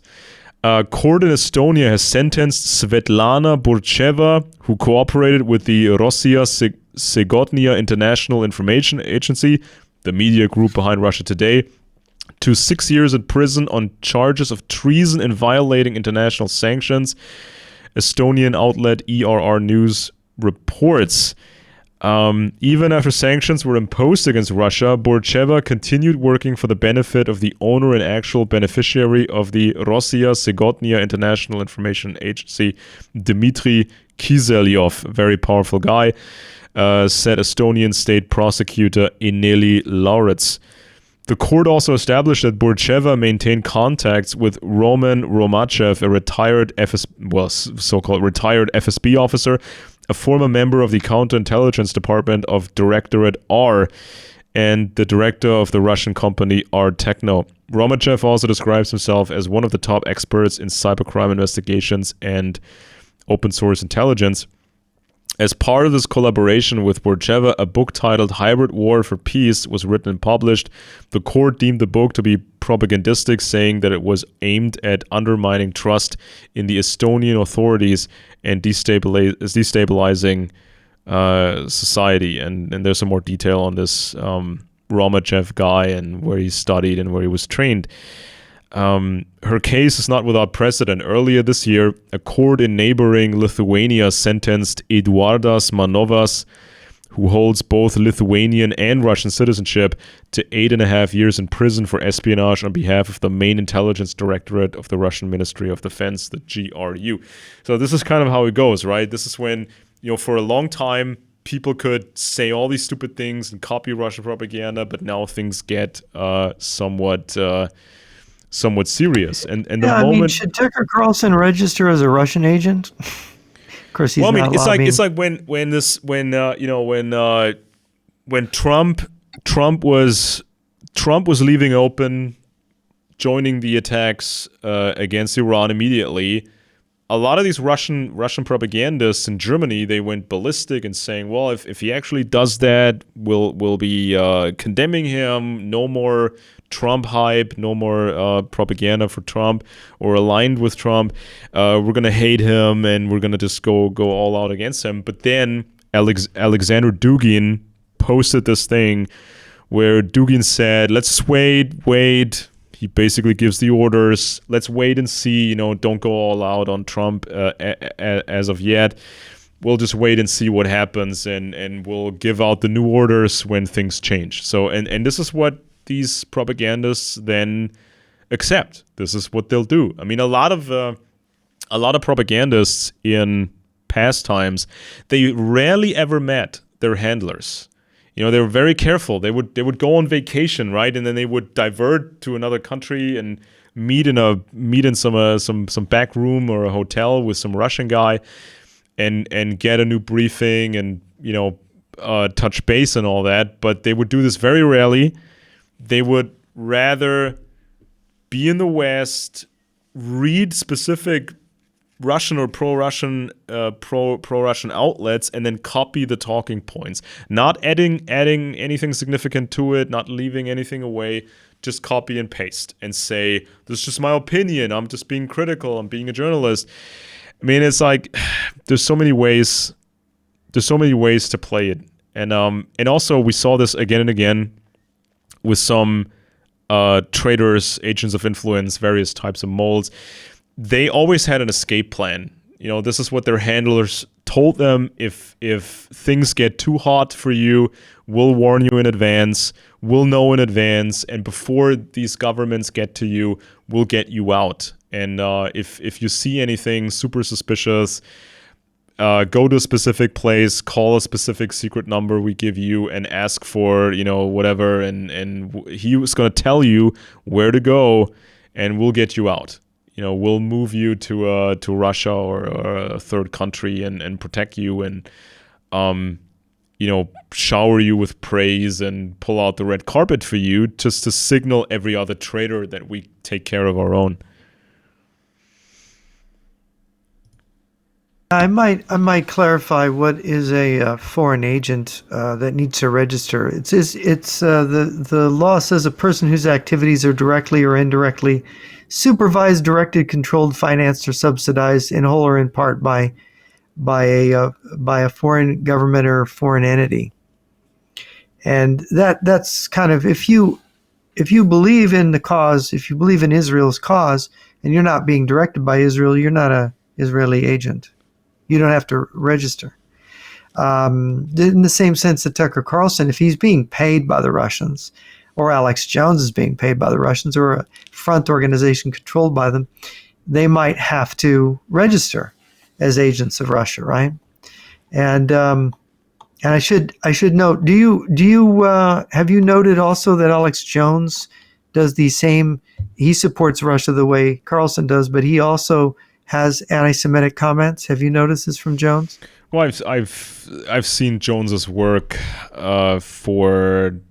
I'm aware of Jones's work. I've been aware of his work for 20 years. I think I first saw his stuff in 2004 or 2003, so it's more than 20 years. And initially, he built up this credibility by not going with overt traditional conspiracy mythology. So he was which is anti-Jewish, right? Yeah. So it was creeping in over the years. When he put out that one movie, I think it was called Terror Storm or Endgame or whatever it was, and he kind of put that bit in. Don't most of the people that believe that 9/11 was an inside job, that really means it was Mossad and it was the Zog, it was the Jew, during the Bush era. Americans. For some reasons, during the Bush era, the popular influencers in the conspiracy sphere, they stayed away from overt anti-Semitism. They wanted to be, they wanted to seem new and a new wave, pleasant and approachable. And like, it doesn't matter if you used to be more on the left or the right or libertarian. They wanted your attention, and they didn't want to scare people off. But it started. What about this? Jones always talks about the Rothschilds and who promote endless war, debt, and slavery, and a Luciferian agenda. I mean, isn't that? Yeah, and he put that. Isn't that anti-Semitism? Yeah, and he put that in one of his movies, I think in 2007 or 2009. You know, the Rothschild. The Rothschild fairy tale, the Battle of Waterloo, you know, the Rothschilds. Yeah, he's repeated these. Yeah, supposedly knew earlier. These aren't just dog whistles. These are outright anti-Semitic, it's like slander. It's a fundamental myth that has been expanded so many times. You know, when you know, and there was no effort done to actually look at what happened back then. You know, it's like when after the Battle of Waterloo. The news traveled fast, as was common these days. Obviously, all the different players and other players, they wanted to know how this battle went, what's going to be the future of Napoleon, what's the British Empire doing, is it looking good for the British Empire or not? Obviously, information traveled quickly through various channels. But this fairy tale says that the Rothschilds were much quicker, and the Rothschilds had such a the Rothschild family. Rothschild family supposedly had such a head start. They knew so much earlier in advance how this battle went, and so they tricked the stock market, made it look like Britain was in trouble. The stocks fell, the Rothschilds bought them all, and then everybody realized they've been deceived. I mean, first of all, that didn't happen at all. Second of all, if somebody had actually tried something like that, especially a family that was highly embedded in the British Empire at the time, among other places, if anybody had tried something like that, that would have had the gravest consequences. I mean, Britain was still very much an empire back then. There were still very old laws. If you harmed the empire in any significant way, they could take everything from you. They could put you in prison or worse. If you conspire against the stock market and the stability of the empire and the crown, this was like the biggest form of treason that was in the law. But right. And for Jones, yeah. But Jones put that in the movie as if it was reality, and there was it goes back to his background in the John Birch Society, which had these bestseller books, and they also hyped up this legend, and then this legend, of course, was expanded, and Jones had always alluded to this expanded myth, because first it was Rothschild family scams the Landgraf of Hessen or Hessen-Kassel on German soil, stealing a bunch of money, which was not true. Then it was the Waterloo thing, supposedly stealing grabbing all the stocks. And then the next myth on top of that was Rothschilds taking over the city of London, dominating the city of London and the Bank of England, and of course the whole British Empire.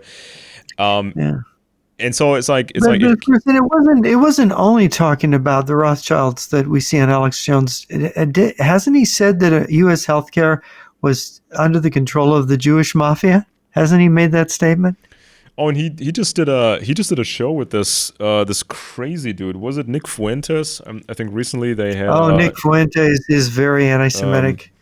Yeah, I think they were on. Nick Fuentes is crazy anti-Semitic. I don't understand how anyone could miss that who he is. But related to Nick Fuentes, didn't Jones claim that leftist Jews impersonated neo-Nazis in Charlottesville when that thing blew up there in Charlottesville, Virginia? I seem to remember that he did that. Yeah, here's something. If we look at some of the recent stuff, I think they've done some things together. And then of course if you look at these characters, Nick Fuentes, is it correct to say he's a white supremacist? Yeah, and he's fairly young. I mean, he was born in 1998. I mean, I was born in 84. I mean, what is this? Yeah. He's like, what? How old is he? Yeah. He's like, this is the new thing. These people, they get popular. He's not even 30. Yeah, not even 30. He's not even 30 years old, and yeah, he was at the rally in Charlottesville in 2017. I mean, he was what? He was like 19 back then, right? He was born in A teenager, 1998. teenager activist. Yeah. Born in 1998. So he was actually a leftist impersonating a white supremacist. Is that it? An attendee and speaker at the events preceding the January 6th United States Capitol attack. Blah, blah, blah. Got banned on YouTube. In November 2022, Fuentes and the American rapper and former cultural icon Kanye West had a private dinner with Donald Trump.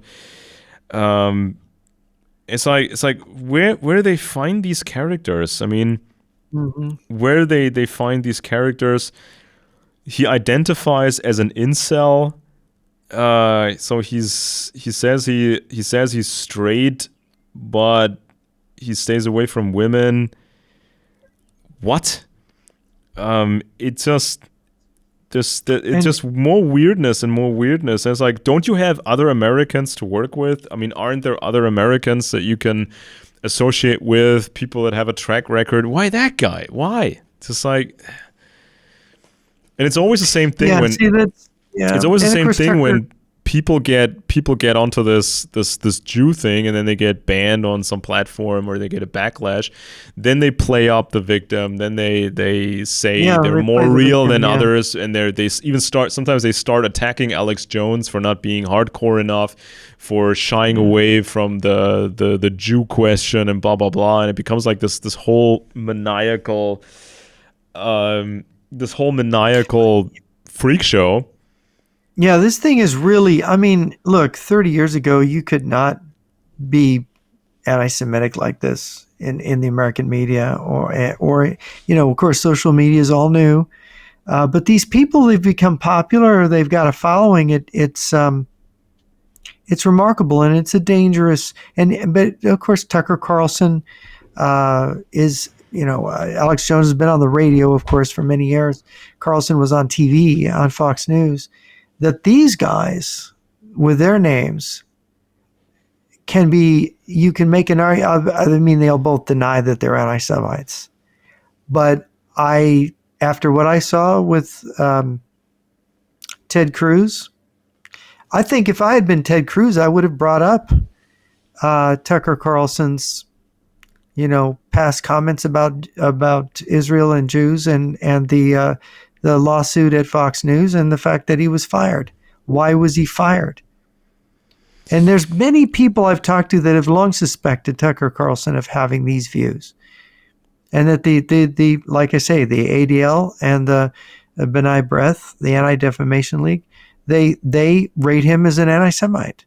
Are they always fair in those ratings? I don't know of anyone they've accused that hasn't turned out to be one. I mean, there are some leftist Jews, obviously, and some of them they are very Marxist leaning, and so they try to use that anti-Semitism thing as well. But other than that, I mean, it's like when even the most baseline techniques of the intelligence world are presented as Jewish techniques or a special Jewish evilness, right? When we talk about these legends and fairy tales, stealing money from an aristocrat or deceiving a stock market or just lying and pretending not to have your own agenda. I mean, it's almost as if they tell stories as if older Western elites were so dumb they couldn't even tie their shoelaces. I mean, it's all over the anti-Semitic literature, especially Germany, because that was kind of like even in the 1850s, that's when it became really big here and in France and later in Britain. it became a huge thing, and they always told the same story that the aristocracy messed up, they were so stupid, and all these Jewish conspirators had to do was lie to them and have their own agenda. And I'm like, do you even understand how old European history is? How many empires and groups battled each other, not just with warfare but also with espionage? I mean, are you kidding me? Is that do these people think that Jewish people invented espionage or perfected some baseline techniques that anybody could use? And this is why you can pinpoint anything America did or pinpoint anything Britain did. You can blame that on some shadowy Jewish group that you will never find because it doesn't exist. I mean, at what point are we supposed to blame anything the British Empire did? At what point are we supposed to blame everything on this Jewish conspiracy?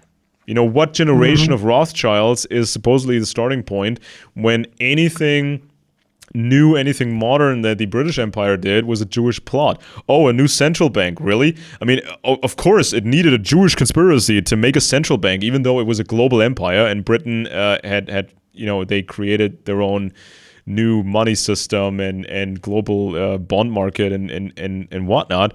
But no, it needed a Jewish conspiracy to come up with a central bank. It's like, what? It's like, this is just, and still to this day, supposedly it needs a Jewish conspiracy to be concerned with an Iranian nuclear program that is secretly guided by the Russians. You know, that's, the whole thing depends on, some Jewish plot or some Jewish agenda. Only because of the Jews are we supposed to be worried about an Islamic nuclear program managed by the Russians. Where do they find these people? It's like, when you are young, when you are this Fuentes guy, and you're like not even 20 years old, or in your early 20s, the moment you make some public statements, you will never really recover from that. I mean, there's some people that have recovered from that, being outspoken anti-Semites and neo-Nazis, and they've done the whole thing, then they realize it's all like a scam and it ruins their lives, and then they became sort of influencers for the other side, teaching people how to recognize this propaganda and such. But it's kind of rare. For the most part, when you're young and you walk into this trap and you put your face out there and your name out there, that's it. I mean, you're locked in, and you're burnt in the normal world. You can never really function again in the normal world. So what is left? What is left? You have to play the crazies. You have to make them believe you're gonna help them defeat the big conspiracy. And work that audience. I mean, there's some influencers out there. They change according to the circumstances. They played the Russian thing. They played the Trump thing for a while. They sort of unofficially played the anti-Semitism thing, but they kind of leave some doors open, and just so they can adapt to the changing circumstances, right? I mean, there's always something that Alex Jones could pull out of his hat afterwards and say, but a couple of times I said something to the contrary, or I generalized, or I gave some disclaimers, and that's why I can't be held accountable for my own actions and my own words. But this is kind of this power that they were allowed to wield. And also, when the moment, we saw this in Germany a lot, the moment you say things the Russians like, they can put you on these secret lists and your content gets boosted. You never have to, initially, for the initial phase, you don't have to talk to any Russian handler. You don't have to sign anything and accept money and sign with your name. For the first phase, you can just get success quick if you say what the Russians want you to say. And this is different for every country. This could be anti-Semitism, could be something else. But then the moment you start this and you're young and you don't want to have a normal corporate job, this is when the early success comes. This is when you get views, you get traction, people know your name, you have some sort of power.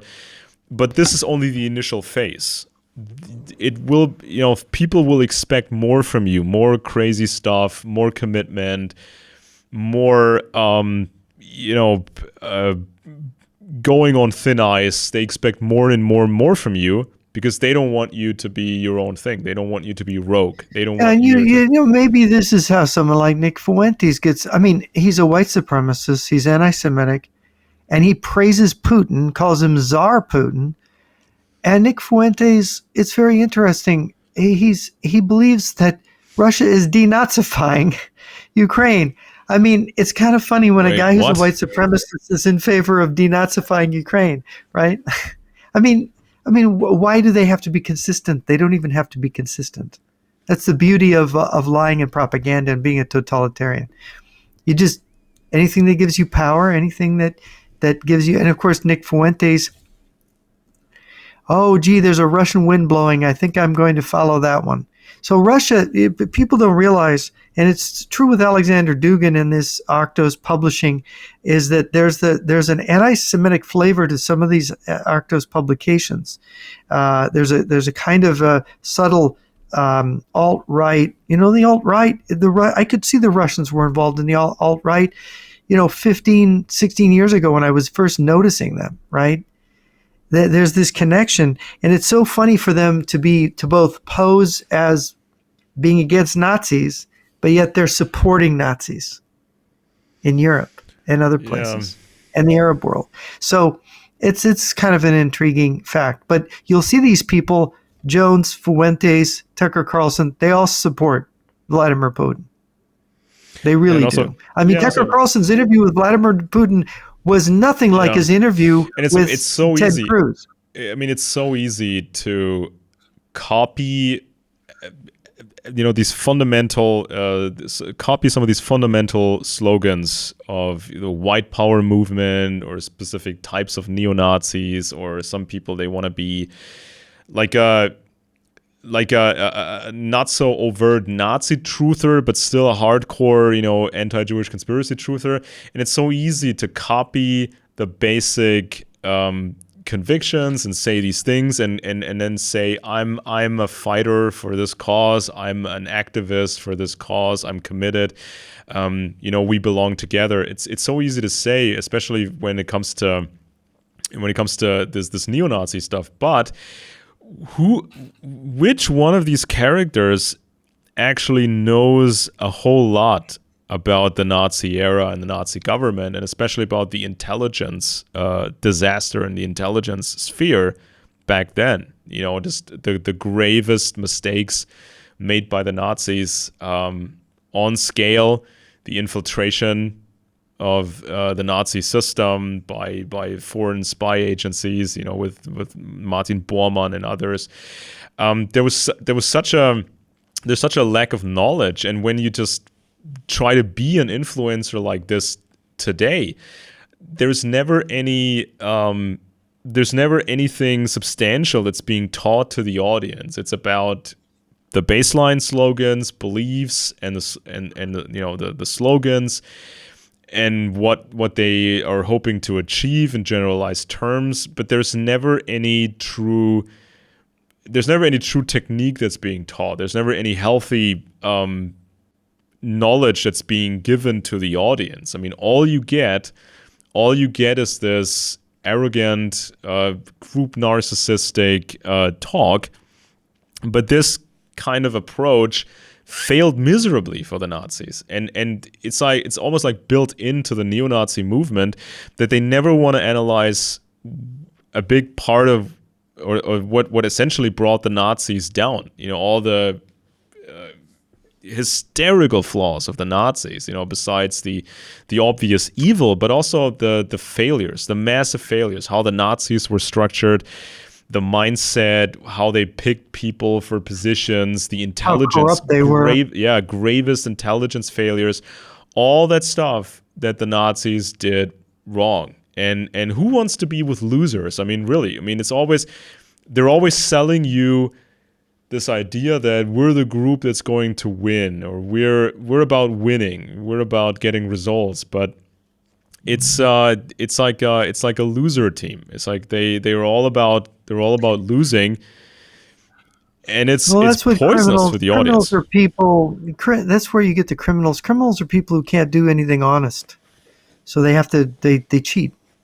They don't want to do hard work. There was a joke about the Nazis that they were people who were ne'er do wells who were basically wanted to help the unemployed. They were unemployable people who wanted to help the unemployed, something like that, which was going the rounds back in the 1920s. If you can't But do, anyway, teach. yeah, that's right. So anyway, well, we've kind of. Do you think that Trump is going to attack Iran? What I do you think that think? depends on factors that are super secret, and I don't think that's just his decision, You because if think this, Trump is being pushed by the Russians? You think that they're threatening him, that he's doing what the Russians want? And the Russians, it all depends on what the Russians want in the Middle East. I think there's there's like a complicated web of influence and deception, and who can control what person, or who thinks they can control some other person, but then there's a big rug pull. I think it's been made to be it's very obfuscated. It's very hard to see the whole picture and see it very Well, the clearly. Russians play dialectical games, don't they? Yeah, and also They play very complicated dialectical games, and sometimes they do lose control over events. We've yeah, I seen mean, that. we saw ultimately. I mean, we know how this sometimes goes. After World War II, when Stalin was in a room with the U.S. president and British government, and they kind of they haggled over certain countries. Okay, I'm gonna get this, you're gonna get this. You can have some influence there, but zero influence over there, and it's almost like this. It's almost like this high-powered, pragmatic deal making, or well, you can't call it deal making. It's more like a pragmatic way of settling battles or claims.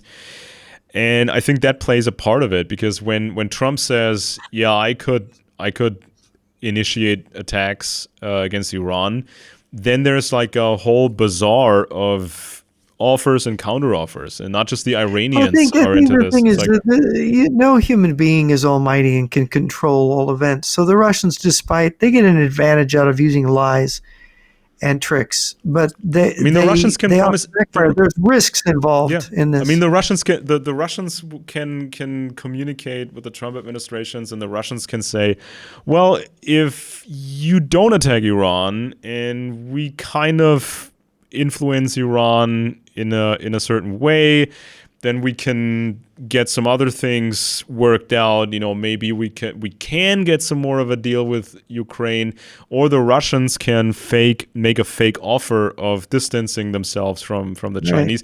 They can Well, make I all think they've sorts of done stupid that. offers. Yeah. Yeah, I think the Russians have done that. I think the Russians don't want to lose their leverage. They don't want to lose Iran. So they don't want the war to get to the point where the regime is overthrown. But I think it's a very useful diversion for them, because it's really helping them in Ukraine, because the U.S. is diverting resources now to Israel away from Ukraine. And that's what I think is, however they play this out, they don't want Iran to be defeated completely, decisively, or for the regime to fall. But they need a diversion away from Europe.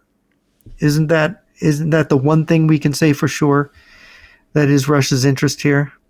Yeah, I think we can. I mean, we can read Russia.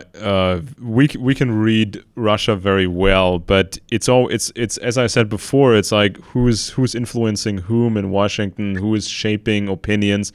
I think How many? Washington's just I mean, just a very bad show. how many new people did Henry Kissinger bring up in the American system? Because he wasn't the only guy who. I mean, he was in a position to create new Henry Kissingers and rise up and go through these institutions and become important in government. And there's so many people who could potentially shape perceptions in the intelligence Well, now apparatus we've and got our policy. Tulsi Gabbard. How Yeah, does Tulsi Gabbard get into this position? and it's like when decision makers are offered reports, briefings, intelligence, and opinions, it's like who has shaped this? Who has slightly manipulated something, and it can distort a perception when it comes to Russian offers. When the Russians say, well, if you don't attack Iran, we can give you something else, or we can hold off over here, or maybe this, that, and the other.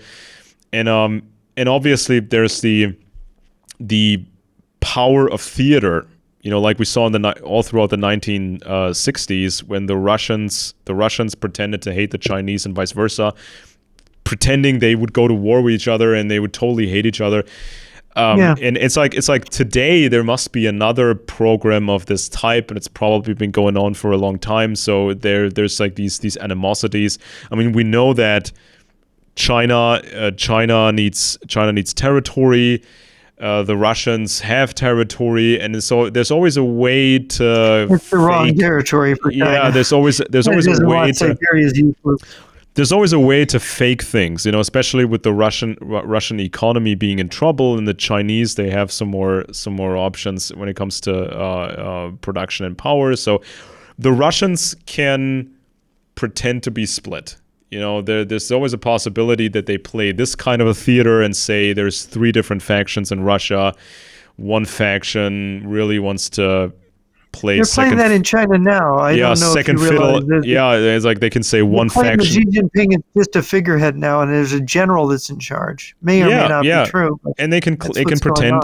They can pretend that there's a powerful faction in Russia that wants to play second fiddle to the Chinese and be subservient to the Chinese, and there's a supposed another faction that really wants to work with the West, the conservatives in the West, and ditch the Chinese, and that's why they need to make advances in Ukraine, and they need to have control over Iran, and it's all against the Chinese. There's so many ways this could be played, and a lot of this happens in the dark, and we cannot wait 10, 20 more years for information about this to come out. We have to run through these scenarios right now, and we have to have a public debate, professionals debating this and talking about this, so we can sort of counter strange influences in Washington, because it's always possible to shape perceptions and lure somebody into a stupid deal or a stupid arrangement, which then doesn't work out as intended.